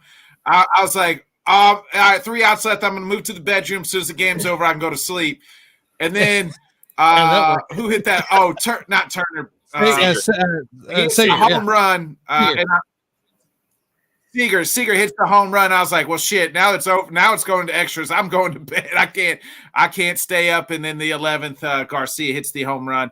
But if you're the Diamondbacks, are you walking away, leaving, and going into tonight's game? Damn, we should have been up 2-0. Or, hey, at least we're 1-1 right now. You do feel like game 1 you let slip away. You had the lead. You're in the 9th inning, and your closer, your star closer, who's been lights out this postseason, and makes that one pitch to Seager, and it was a very bad pitch. And Seager took it to the next. I mean, that thing was hard. Gone. You throw. We call it a cookie. He threw Seager a cookie. And a first pitch too, and there's not, and you're looking at a hitter who thrives at looking for first pitch fastballs, and you threw him right down the heart on a first pitch fastball that he absolutely just teed off on. So I don't understand what the thought process was on how you're pitching to Corey Seager. But I mean that was the I do think that if you're the Diamondbacks, you're looking at like, hey, yeah, we took home field advantage with game 2 win, but you could and should be up 2-0. So I think you're happy, at least before tonight, you're happy about taking the split, but you're sitting there thinking in the back of your mind, man, we could be 2-0. We could have control of this series more so than saying, hey, we took home field advantage. Now we have to go home and we have to try to make sure we defend home field. That's a whole different argument that you're looking at versus 2-0 versus 1-1 as the road team in the first 2 games, not just taking home field advantage, but taking control of this series and putting it out there. So, I mean, I think they were happy, but more meat was left on the bone. that I think they could have really had control of. Hey, what was that? What are they? Is it? I've never noticed it. Is it just the D-backs? What was that thing that guy had in his hat? And it was messing up. It's like a battery thing. What the hell is that? And are they the only? That's how they call it. So it's a pitch com. So what they do is they have a communicator. So they have a wireless communicator in their hat. So if you have it, like they have it, looking at my hat here, they tuck it underneath under here, so it holds inside the hat. And so they put it on their hat. You can see they put the glove like that. It's a speaker. So the catcher has the pitch com communicator, presses the button like of what pitch he wants, and it'll relay a fastball, curveball. It's really him calling the plays. It's a wireless communicator, yes. And there's still working. I mean, we see this all the time throughout this year that there's time called, and they're trying to change out the pitch com communicators. And the pitchers are having a hard time. There's it's just a lot of technology. You can love it. You can love it, but you can never trust it. And is every team doing that? Because I don't think this is the first time I've seen a team like at least. Remember, I don't know if you remember beginning of the season they were doing the whole pitch clock or whatever the clock. Yeah, and they called there was something wrong with the communicator, and they got replaced, and then they called a ball or whatever against the pitcher because the stuff didn't work, and it was a big discrepancy at the beginning of the season. This has been going on for at least a couple of years. So I guess I just never noticed it. Which you have moments where pitchers take advantage of saying, oh, the clock's running out and everything like that, and they'll go, hey, time, my communicate, because they're only allowed so many disengagements now, so many times called, both the batter and the pitcher. So they call time, my communicator's not working. The pitch comes. There was the incident. I'll have to share it with y'all. The incident with Justin Verlander and Alex Cora, the Astros and Red Sox, and Verlander tells Cora to F off. So just because communicator was kind of messing up, but no, it's kind of taking a lead by storm, and it's really been used. It's been tested out a couple of times over the years, and now you're full going on with it. Teams are still kind of using the old school signs, but a lot because of the speed of the game now and that pitch clock, the communicator does make things go a little bit quicker. So that's why you see a lot of teams that are going towards that pitch confidence. Okay, I don't think the Cubs went to it this year because I've watched a majority of their games. They got it, and I didn't see it. Everybody has it. Maybe they just never showed it. Yeah, maybe they never showed it. You'll see. So you'll see like the catcher is the one who presses it. Sometimes they'll have like on a wristband on their or it's on their knee, their shin guard on the top of where their knee is. They cover it with their glove and press it. So like again, you're not seeing what the buttons are that are being pressed. So the catcher is the one who presses the buttons, and the pitcher will get the communicator. There has been a time where pitcher has the buttons, and the catcher has communicator. The pitcher, I think Zach Greinke, and Tanner, please tell me if I'm wrong on that. I think Greinke at one point, a handful of times, he called his own pitches, and he would press it. The catcher would go to the catcher would have the communicator in his ear. So, it's again, you have the technology. Why not utilize it? But again, there's a lot of people that is still like the old school signs. Max Fried was one of them, where him and Travis d'Arnaud, when he's catching, they went to old school signs. They prefer that more so just because the rhythm of the game is still based off of what their tempo is. And Max Fried pitches fast anyway, so there's no reason to rush him and be able to utilize and have to overspeed him versus let him keep his tempo quick and utilize what he's comfortable with. Yeah, correct. I mean, I think you're seeing too. It is the ability now that certain pitchers are able to call their own pitches now. And I think it's, they're preferred to do that because that's what they want to do. They're bigger names, right? Zach Greinke. Could you guys Jonathan, could you see a pitching coach do that instead of the catcher? Would that be allowed? The pitching coach start making take away some of the catcher? It's allowed. Would it ever happen? No, because at that level. The pitching coach, hitting coach has so much responsibilities within at least the scouting side of it that you're trying. These catchers are so smart, and even the pitchers who are doing it, they're so smart on it. You let that is their job. That is the pitchers and catchers, and mostly the catcher's job is to be able to know the ins and outs of the lineup, handle it from there. While the pitching coach then can take away the way and focus on, hey, let's focus on our pitcher and solely the pitcher And if we need to work on the scouting reports, we'll talk about the scouting reports from there. But colleges actually we're now allowed to use the pitch com for our pitchers and catchers. And so we're kind of getting our guys even at our level acclimated to using that. But in college, the pitching coach does call pitches. He'll have a walkie-talkie or say it and be able to go to the catcher, and the catcher relays the signs to the pitcher. But at that level, pro level, no, I don't see the pitching coach really being the one to call pitches. You have a catcher who's so smart to be able, and that's their job. Their job is to run pitcher meetings, going over the reports, going over what each hitter does. The game plan. They provide the game plan for what you need that day, for what the hitters you're facing.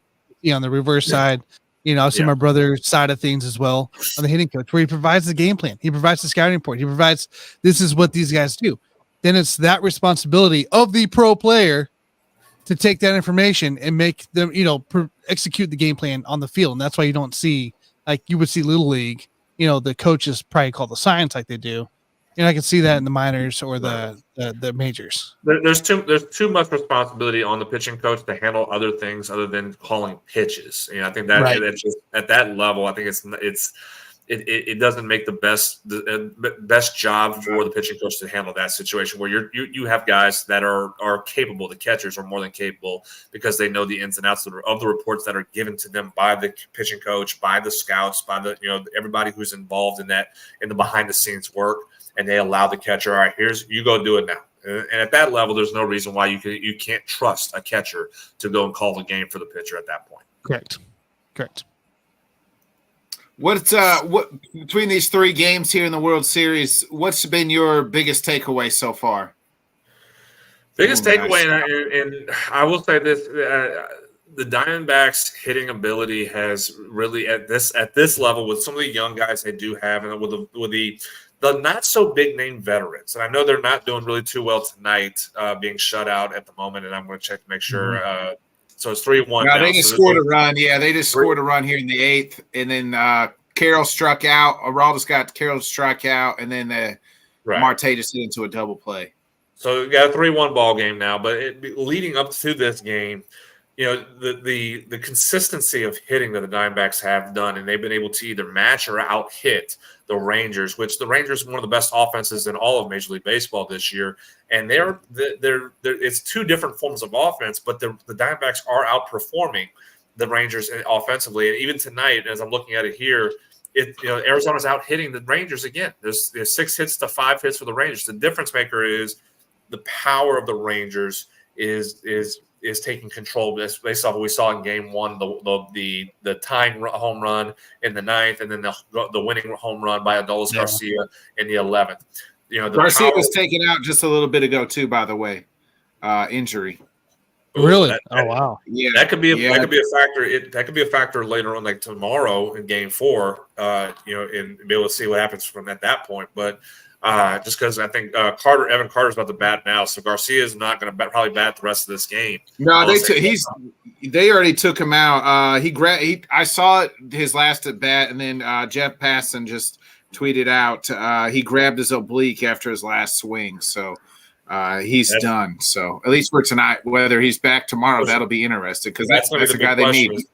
That's going to be the big question: is Garcia going to be available tomorrow night for Game 4? But the way that the offense of the Diamondbacks is, and again, it's just how they are. They are a scrappy team. They spray the ball around the field. They connect hits. We tell our kids, we tell our athletes, our hitters, hitting's contagious. Connect as many hits as you can in each inning. If you can get 2, 3, 4 hits an inning, you're going to score some runs every time. So the Diamondbacks, what they did in Game 2, they sprayed the ball around the field. They found holes. They connected as many hits per inning as they can, and they were able to put 9 runs on the board against Rangers in Game 2. So the fact that the Rangers are being out-hit, I think it's a surprise for me because of how strong and the offensive side of the ball is for the Rangers that I was not expecting them to be outperformed. Now, again, the 2 innings in Game 1, and so far the 3rd inning tonight in Game 3 is the big separator for these 3 games. But Arizona's consistency and how they hit,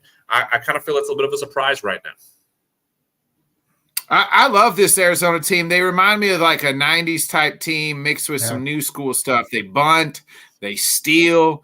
They do all the small stuff. They're a fun team to watch, and I'm rooting for them. Unfortunately, I think they're going to go down 2-1 here after 3, unless something crazy happens.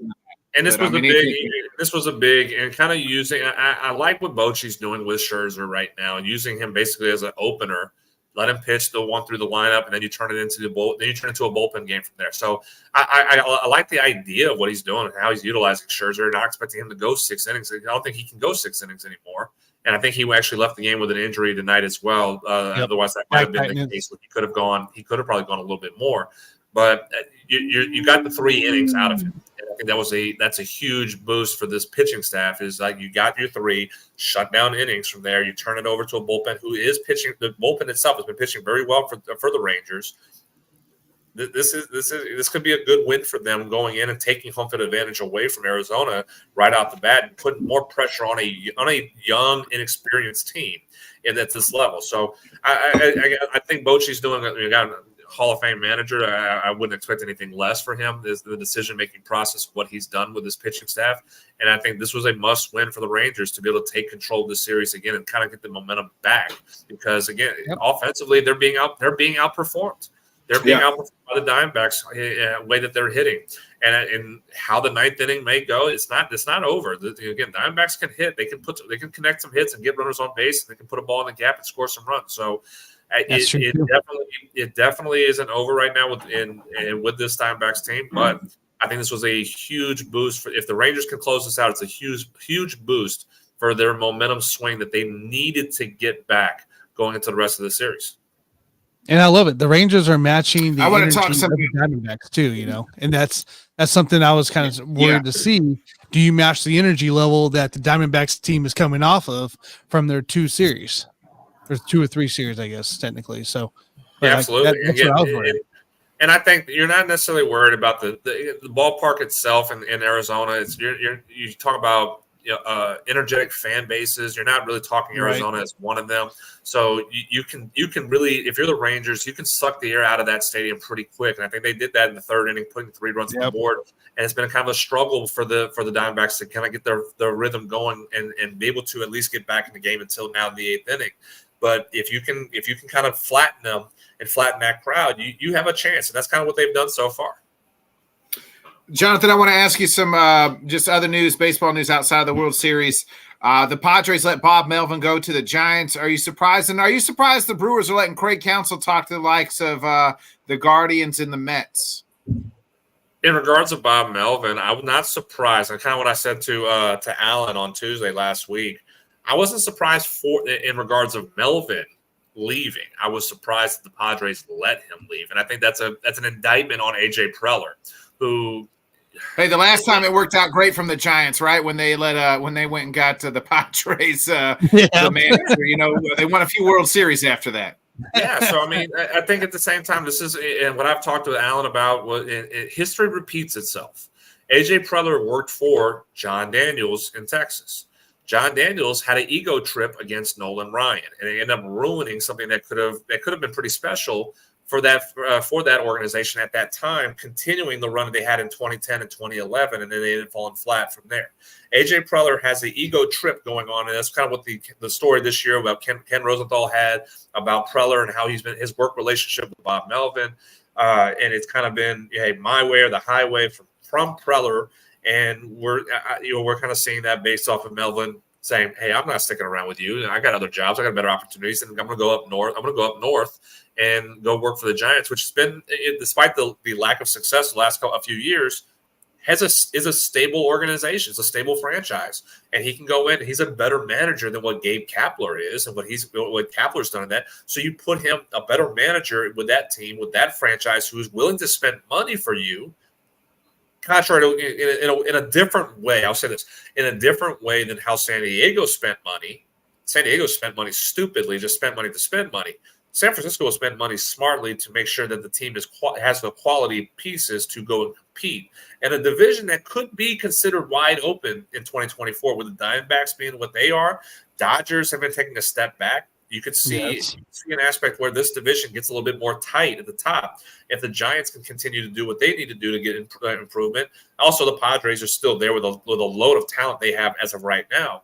This division could be very wide open. So it makes a lot of sense for Bob Melvin to leave San Diego and go to San Francisco. It makes no sense for San Diego to let Melvin leave and stick it out with AJ Preller, who has essentially hurt this franchise more despite the good signings, and I'm using the word good, not great, the good signings he's done, and not getting the rewards that you were hoping to get out of those signings right there. Preller has done nothing for this franchise, more so than what he's done compared to what you could get more of out of Bob Melvin.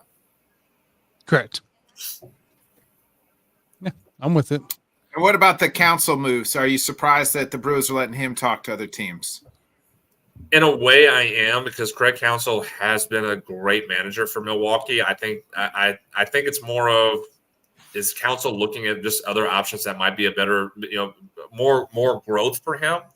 He could be looking at it that he's kind of played out at the ceiling in Milwaukee, and I think Tanner probably knows a little bit more about it from his brother, and maybe I'm completely off on that side of it, but I kind of feel like in a way Counsell has said, this is my ceiling has been in Milwaukee. We haven't really broken past it and contended like we were hoping to do over the years that we've been the best team in this division.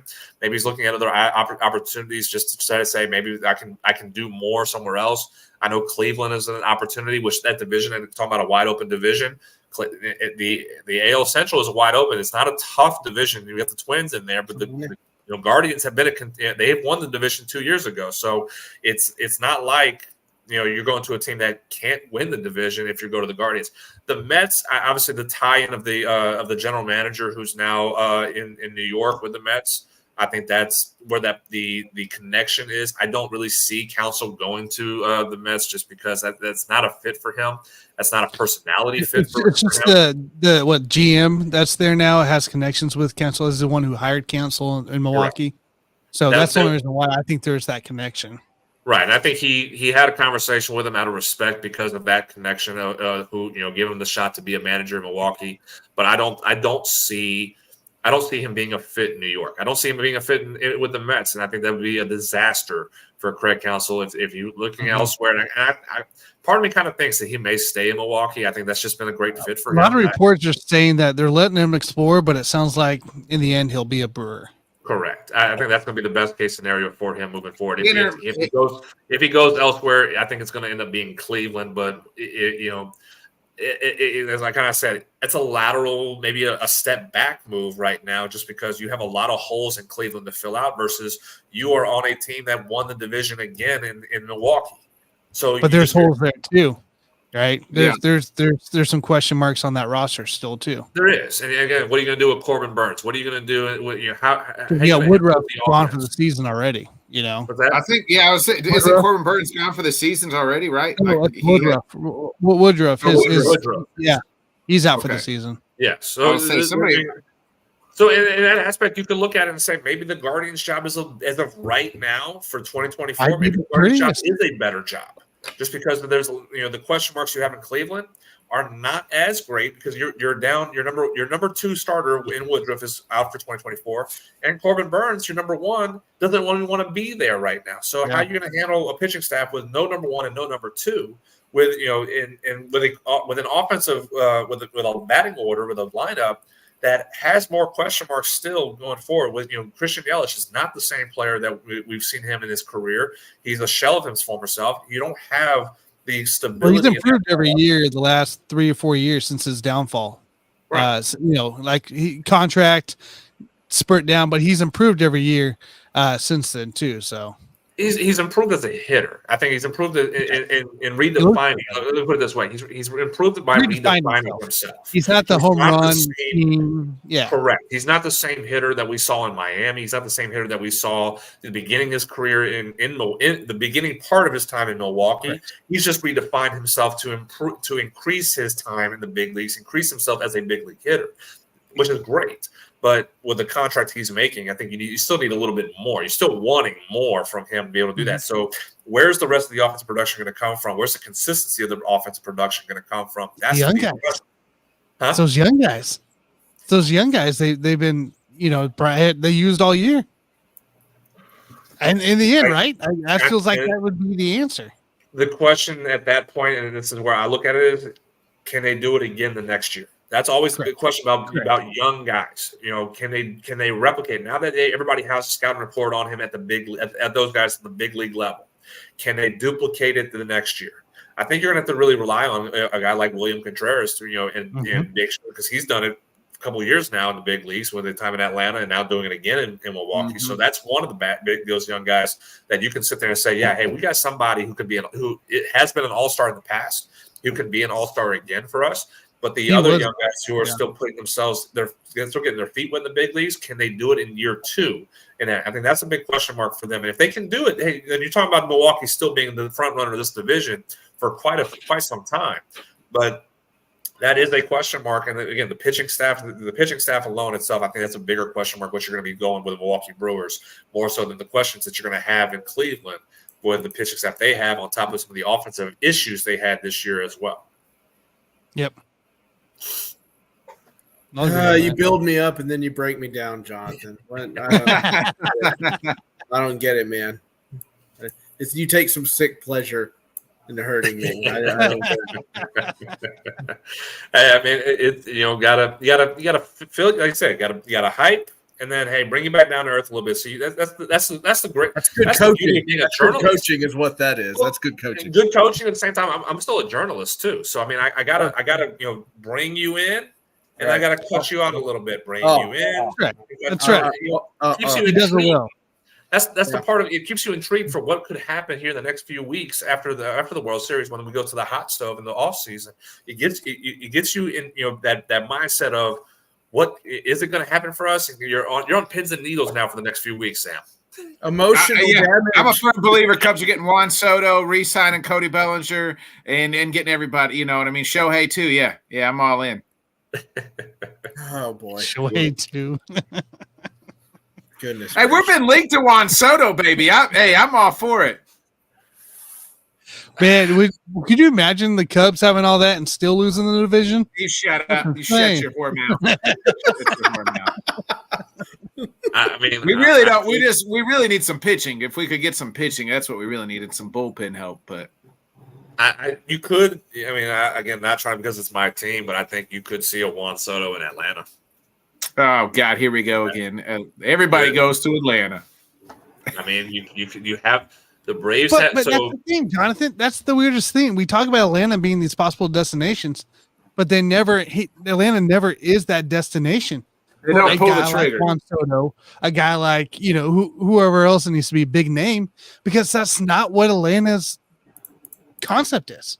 No, it's they not. build from within, man. They build from within.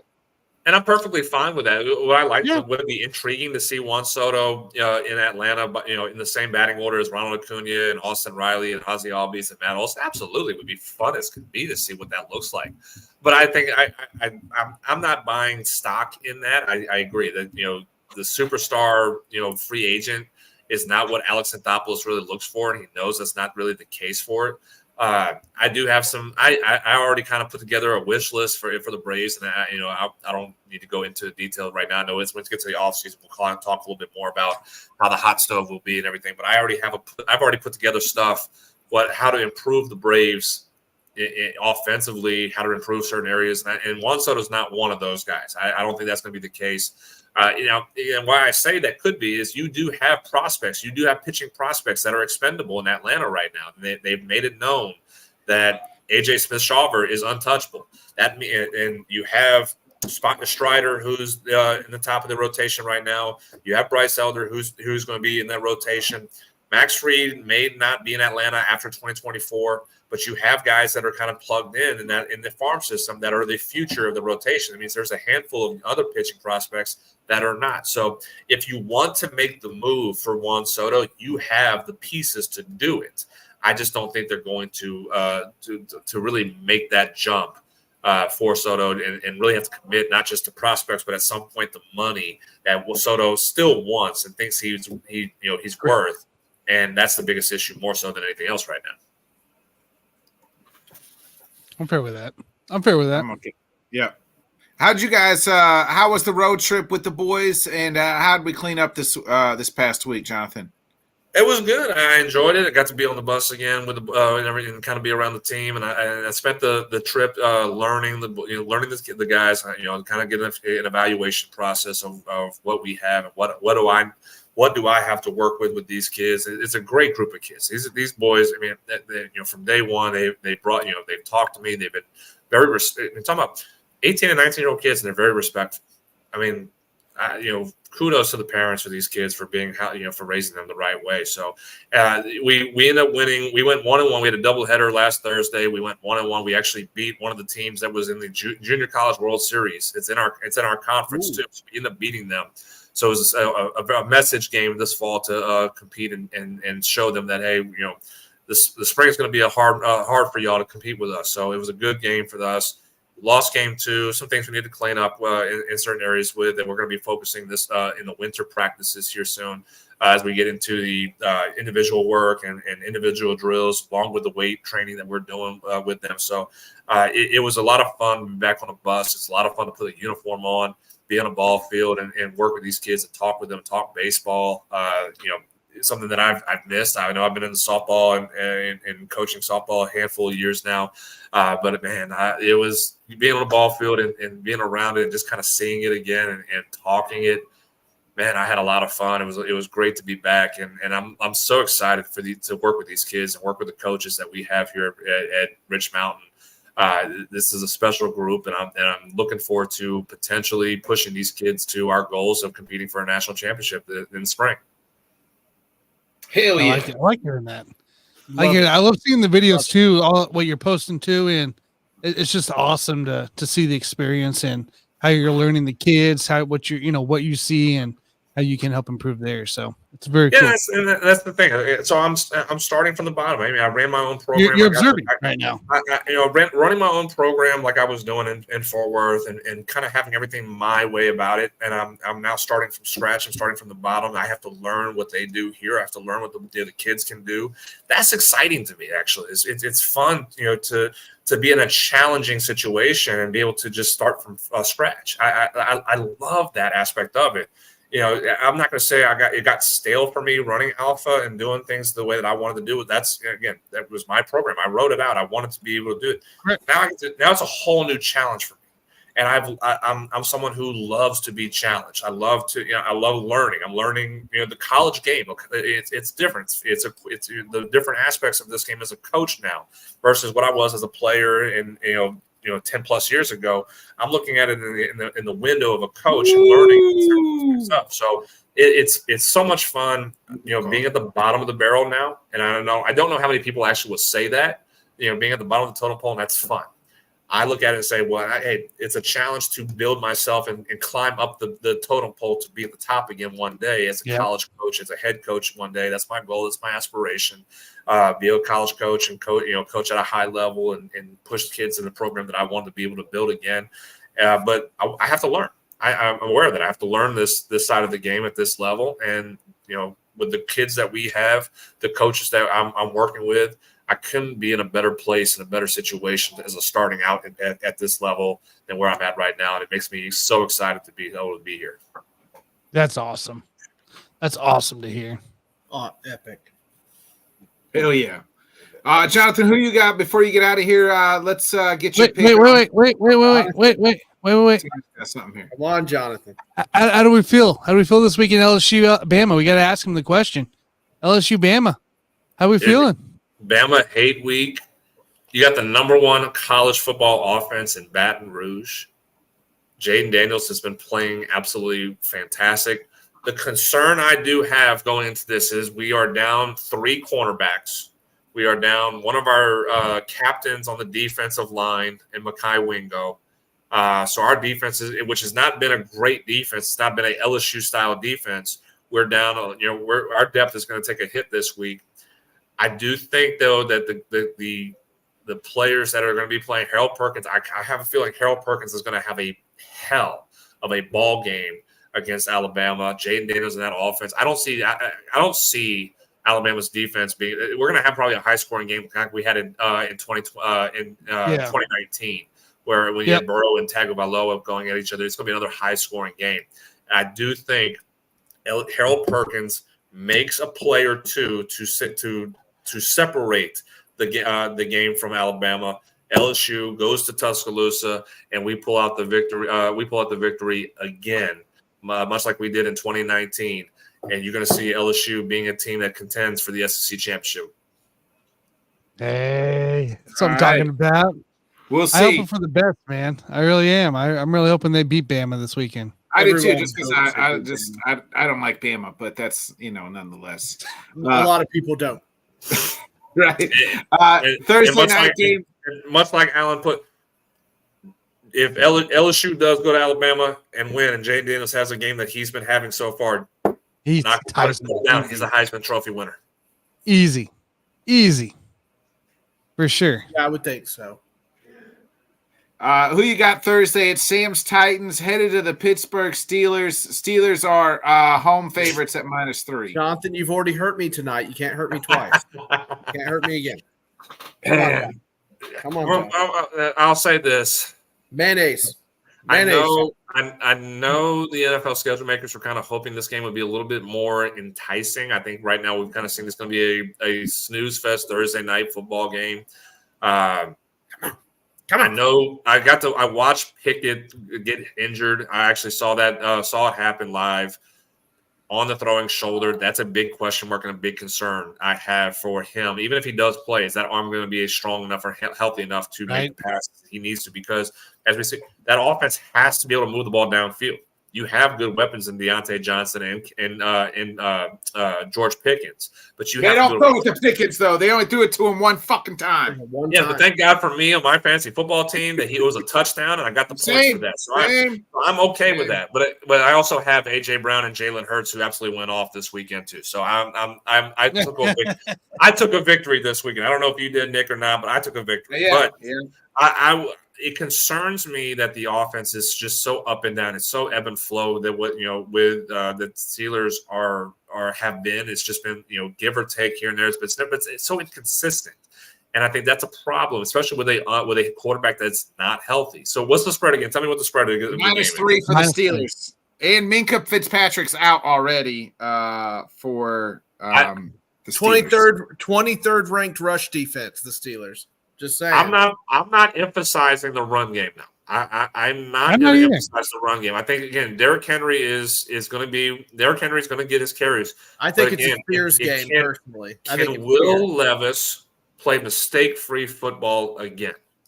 And with that defense, the Steelers still Minkah Fitzpatrick may not be playing, but there is a player on that defense that is TJ Watt. Wow. So that's a concern. I just won 3-1. For you, Sam, I'm going to take the Tennessee Titans. Boom, baby. That's what I'm talking about. I got a pity pick. You hear me? He picked me out a pity. The pity pick. I love it, dude. Listen. I think TJ Watt's a great player, but I think a lot of people sleep on the Tennessee Titans defensive line, which is ravenous. Absolutely ravenous. 100% agree. 100% agree. And if Will Levis can get the ball to DeAndre Hopkins, if Hopkins can find the fountain of youth enough to make plays like he did this past week, then I think that's going to be the emphasis. Can they attack? Can Will Levis continue to attack the secondary of the Steelers, which is not a great secondary?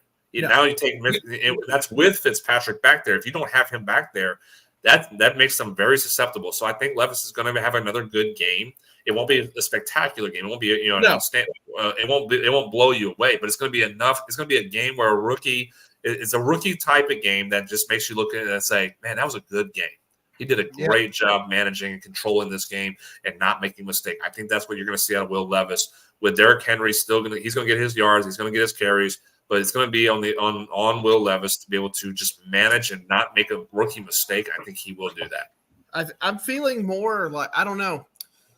I appreciate the king and everything. I just feel like it's Tajay Spears' game because he can catch as well. New Orleans native, Tulane University alum, Tajay Spears. I love Tajay. Hey, I'm for it. I'm for Tajay to get his opportunities a little bit more. Yeah, I think they said Sam, and correct me if I'm wrong. When was the last time Tannehill had a 4-touchdown game. It was like 2019 or some shit like that. 2019, they were one seed. He had one in 2020, 2021 against the Colts. So it's been a long time since they had a 4-touchdown game from somebody, and Will Levis gave him that. So there's that. Jesus, Lions just had 4 sacks in a row, like to the Garoppolo. Yeah, that's monster. Insane. This game's over. Insane. Yeah, it's over. Yeah. All right, Jonathan. Crying. It's over. We appreciate you coming on, talking all things with us. Of course, good luck this following week, getting acclimated still. I'm sure in the area. Hopefully, it's not too cold for you. Let us know when you come to Missouri. We're going to catch a game. Yeah, definitely. I'll let you guys know what I got the schedule. I got to look it up and everything to see if how close we are going to play. I don't think we're traveling to Missouri this year, but we'll be in upstate Arkansas at some point. So I'll let you guys know for sure. Yeah, I'd say Arkansas is not far from here. Definitely, guys. I'll keep you all updated about it. Yeah, all right. Love it, dude. We'll talk with you next Monday, man. Yeah, bud. Appreciate it, guys. See you, Jonathan. Jonathan Grishman, everybody. The Grish. The man. Grish is real. Grish is real. Let's go ahead and make our Thursday picks. Yeah. Thursday night picks. And you know what, Nick? For the fun of it, Nick, I'm gonna let you go first. No, I don't like going. I'm not going first. I want you to go first. Well, I'm the host of this goddamn show. I know you started the show, but I'm still the fucking host. You were late. All right, damn it. so Sam, we already know Sam's going Titans, so we'll just skip over that. Unless Sam, you want to give any insights to why the Titans? I think it's the Titans because I feel like this is not going to be like the game like Sunday, but I think he manages very well. And Who's he? Who's he? Say his name, Sam. Say his Willie name. Mayonnaise, motherfucker. Oh, I'm sorry, Willie motherfucking Mayonnaise, baby. And so, not the Will Levis, but the Malik Willis, that thing is done, right? Well, okay, guys. I know they're going to split him. The whole booing thing, these are grown men. Grow up. Like, deal with it. And they're all whining about people booing Malik Willis. We weren't booing Malik Willis. We're booing Mike Vrabel for sending Malik Willis out there. It's pathetic. It's pathetic. Stop sending him out there. Anyway. Reynolds? Yeah, but flag. It's probably holding on Skipper. Yeah, it's coming back. Yeah. But like people are going like D-Hop said something after the game. Mayonnaise said something after the game. They're standing by their guy. I like that. I like defend your boy or whatnot. But I think I put on there, and it's true. You wouldn't be saying that to Eagles fans if they booed you. You would just be like, well, they're passionate. Cowboys, they're passionate. So get over it. So my words to any of the Titans players out there or heard about that, sack up. All right, world's tough. All right. I just meant the Malik Willis thing is done though, right? Like it's over. Yeah. It's a Taysom Hill version, dude. Yeah. Yeah. I mean, look, they ran the triple option with him. I mean, come on. They didn't throw it. He ran the triple option. But no, I really feel like this is a Tajay Spears game. I think Mike Tomlin's like, hey, we can't let D-Hop get going here. Maybe Chig finally shows up, but I just feel like it's a Tajay Spears game. I think it's going to be one of those. I'm in for that. What you got? Who you like? I'm just very in between all this here. No, you're not. I want to go first, huh, asshole? Yeah, I know. Fine. That's why I wanted you to go. Look, I want to go Titans because the way Levis threw the ball was just phenomenal. If he can get a D-Hop like he did, D-Hop's amazing, right? Like, get the ball to D-Hop. I keep telling you guys he's open. We said that. We said, hey, speaking of that, remember? The bet meter right now is, remember, if it's D-Hop gets 1,000 yards, same as Frank Mayonnaise. Correct, yeah. He's at 500 and you 500 right now. Over 500. Right, but you also said 2 episodes ago, Sam, you were right. He's not going to get it. I'm like, I know. So now I think he might get it after the doesn't know. Yeah, I know. If this keeps up, then I'm going to drink my Levis latte with a smile on my damn face. I'll tell you that. Damn. Look, I want to go. I want to go Titans. I want to go Steelers because they're just weird like that, where they lose a game, they win a game, and yeah, the Steelers don't lose 2 games in a row. Really, they don't. No, they don't. And I'll go if you want me to go first. I'll go first. So, you go ahead and go. You go and go. I have so no problem. With I this have one. played this game out, and I've been thinking about it. Reasons why to pick the Titans. They looked really good on Sunday. Will Levis looked good. They finally fucking offensive game. They got a defense. We don't know what the quarterback for him. They blocked for him. Finally. Yeah, we don't know the quarterback situation in Pittsburgh, whether it's Pickett or Trubisky, which, I mean, Trubisky does what Trubisky does. Either one. Yeah. Hurt Pickett's better than the Trubisky. Yeah, but I mean, Pickett, can he come back? It's a short week. The fact that it's a short week makes me lean towards the Steelers for the simple fact I just think their defense it is going to be up to the task. TJ Watt is going to be up to the task. And I'm going Steelers. Just give me -3. I think it's probably a push. I think the Steelers win this game by 3. But I'm going to go Steelers at -3. I just think TJ Watt makes a couple plays to get going. Hey, throw the goddamn ball to fucking George Pickens, will you? Whoever's that quarterback, whether it's Mitch, whether it's, I'm going Steelers here. Mike Tomlin gets it done. 2 of my favorite coaches in the game, Tomlin and Vrabel. Mike Tomlin, you scared of something? You scared of something right now? Look, I'm gonna go with the healthy team right now. Oh, he missed the field goal too? Oh, no, yeah, he missed it. The chip shot field goal, he missed it. Wow.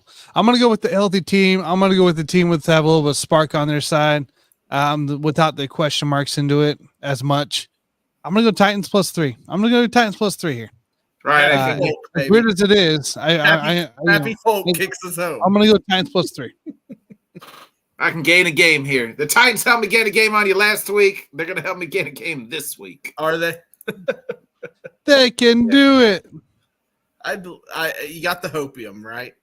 The Sam the fan. I think it's going to be a close game. I think it's going to be a low scoring game. I would take. I don't know what the over under is. I would definitely take.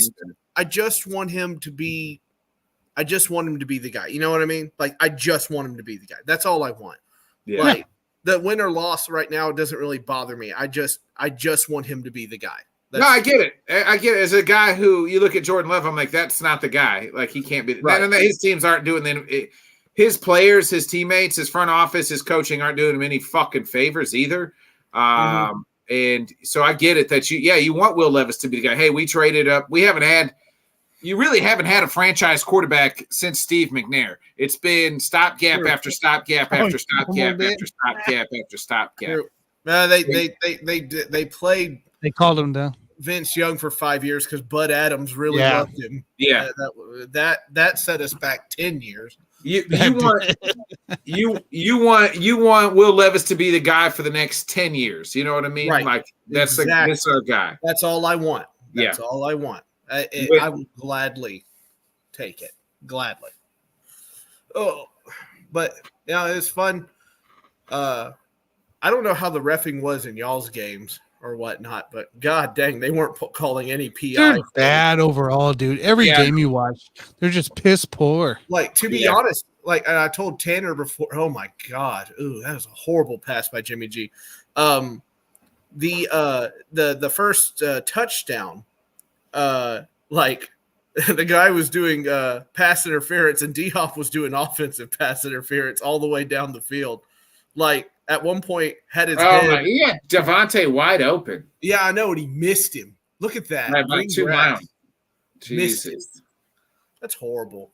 That's horrible. The Raiders. What do the Raiders do, Nick? They stink, don't they? They stink. I mean, the Raiders stink. I mean, we all know they stink. Yeah, you got to be smart. The owner told his fans to be smart about wanting to fire Josh McDaniels. I think they're pretty clever. I mean, if he just puts it right on Devontae's running. That's a score. That's a score. Yeah. 100%. Jimmy's awful. Yep. He's bad. I mean, Devontae, 7 targets, 1 reception for 11 yards tonight. I feel bad. Fucking unreal. Devontae Adams, top 3 wide receivers still in this fucking league. Yep. And he brought it upon himself, Nick. You got to remember this. He brought it upon himself. In a way, he been with Green Bay. You could have still had Aaron Rodgers and Devontae Smith and Devontae Adams here in 2023. and competing for a playoff spot. Instead, you have Jordan Love and nobody. And nobody. And Devontae has nobody. And Rodgers on the freaking bench. So what are you doing? What no, are you're you right. doing? Oh my God. Remember, he brought it upon himself. He wanted to go He did. That's his dumbass fault. Yeah, it is his own fault. It is his own fault. He had to I pump still feel Derek bad Carr's for him. I tires, like dude. the guy. And it's not Hold I mean him it is. accountable. Well, I understand him wanting to go play with Carr because him and Carr, that was his homeboy. They were friends. Playing with Jimmy G is not his fault. That's the fucking. Well, yeah, but you know, like he had to have known the Raiders organization was shit to begin with, right? He had to have known it. His fucking helmet down, cussing. Oh, he's pissed. As I he just should don't be. get it because that team has players. Like it has players. Yeah. And it's just not executed at all. Hunter Renfro, nowhere to be seen. Nowhere to be seen. He was dynamic for 2 years, and they don't target him anymore. As somebody who has a team devoid of a lot of talent, you know, it's like, geez. Renfro, Jacoby Myers. Yeah. I mean, Jacoby's coming out on his own playing off of Devontae. He's a true number 2. I think Josh Jacobs led the league in rushing last year. Yep. Just a mess. Max Crosby's an absolute fucking stud he's a fucking dog on the defensive side. Dog. Nick's dogs are the best. Dog. Dog. We don't need no more cats. We need dogs. He's a fucking stud. I mean, they got some dudes. They haven't drafted. The problem is too, the Raiders haven't drafted worth a lick in the last decade. Jacobs a good runner. You know. Yeah. I just don't get it, man. The Lions on a bye. The Lions' next games, they could win all their next 4 games. At the Chargers, winnable. Bears, they'll probably win. Packers, they'll probably win on Thanksgiving. Yeah. Saints, man, the Lions could finish the number 1 seed in the NFC. The Bears need to run the Eagles, right? Me and Scott were having this conversation last night. Lions, Eagles in the NFC, Seahawks. All got 2 losses. The Seahawks are an interesting team. They're hanging on, man. They're interesting. This is a good bounce back win for Detroit, though. I felt like after getting their fucking asses. It was a sloppy start, though. It was very sloppy. It was 3 field goals.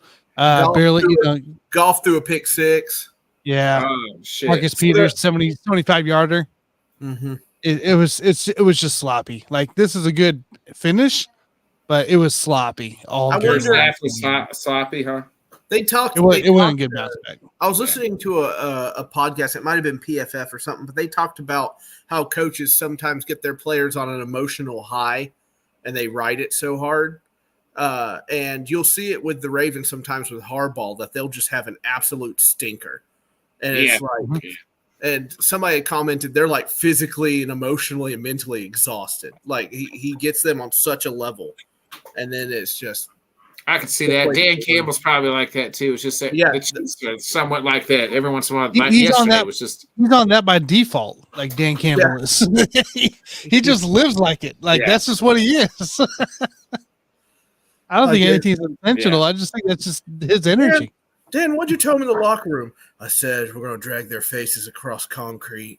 It's like cheese through a grater, you know. Make them tell us. Sam, you got any? You got any final thoughts as we get out of here on this Monday night and Week 8 wraps up? NFL does it to us again, gentlemen. People losing that don't need to lose. People winning that have no business winning. It's amazing. It's fun to watch. Any given Sunday, my friend. Absolutely, absolutely. Love being on the show. Love giving me something to do while I just wait up on the little monster in the other room. And I'm happy to be here. Can't wait to AFC South Roundtable tomorrow at 8:30 p.m. Central, and back with you guys on Thursday. Yeah. Oh, and if I do Sunday again, keep your mouth shut when I'm trying to park. Damn it. They stared at me, and because of how my phone in the car is set up, it wouldn't turn down. Like it's just echoing.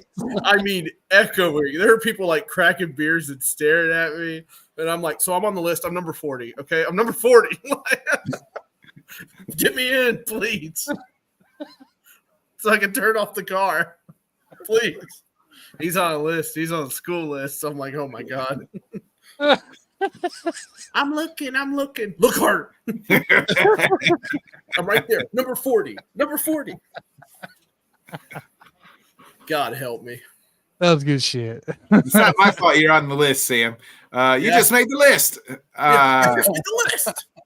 Missed that segment. I missed it. It was so good. Tanner, you got any final thoughts here before we get out of here? Yeah. Hey guys, make sure you check us out on Spotify and Apple. We are on Apple now officially, so they'll post the shows right afterwards, and you should see it here in an hour or so, or that next morning. So make sure you guys tune in. If you miss the show out, we'll be posted there. Big announcement on Wednesday on the Let's Talk Bet show. So stick around for that. Be there at 5:30 Eastern for this Wednesday. Big announcement there. Really excited for that to begin as well. So why do you gotta say that? You know how Sam is when somebody says they got a big announcement. He can't handle it. Shut up, Nick. You shut your damn mouth. Damn, 5:30 Eastern. Let's Talk Sports channel right here. That's got a lot of stuff happening in the Let's Talk Sports world. Got a lot of stuff happening in the Let's Talk Sports world this month. So stay tuned, stick around, and make sure you like, subscribe, and you hit that bell. Are you gonna text me what it is? No. Wow. God. Got him. All right. That's the show.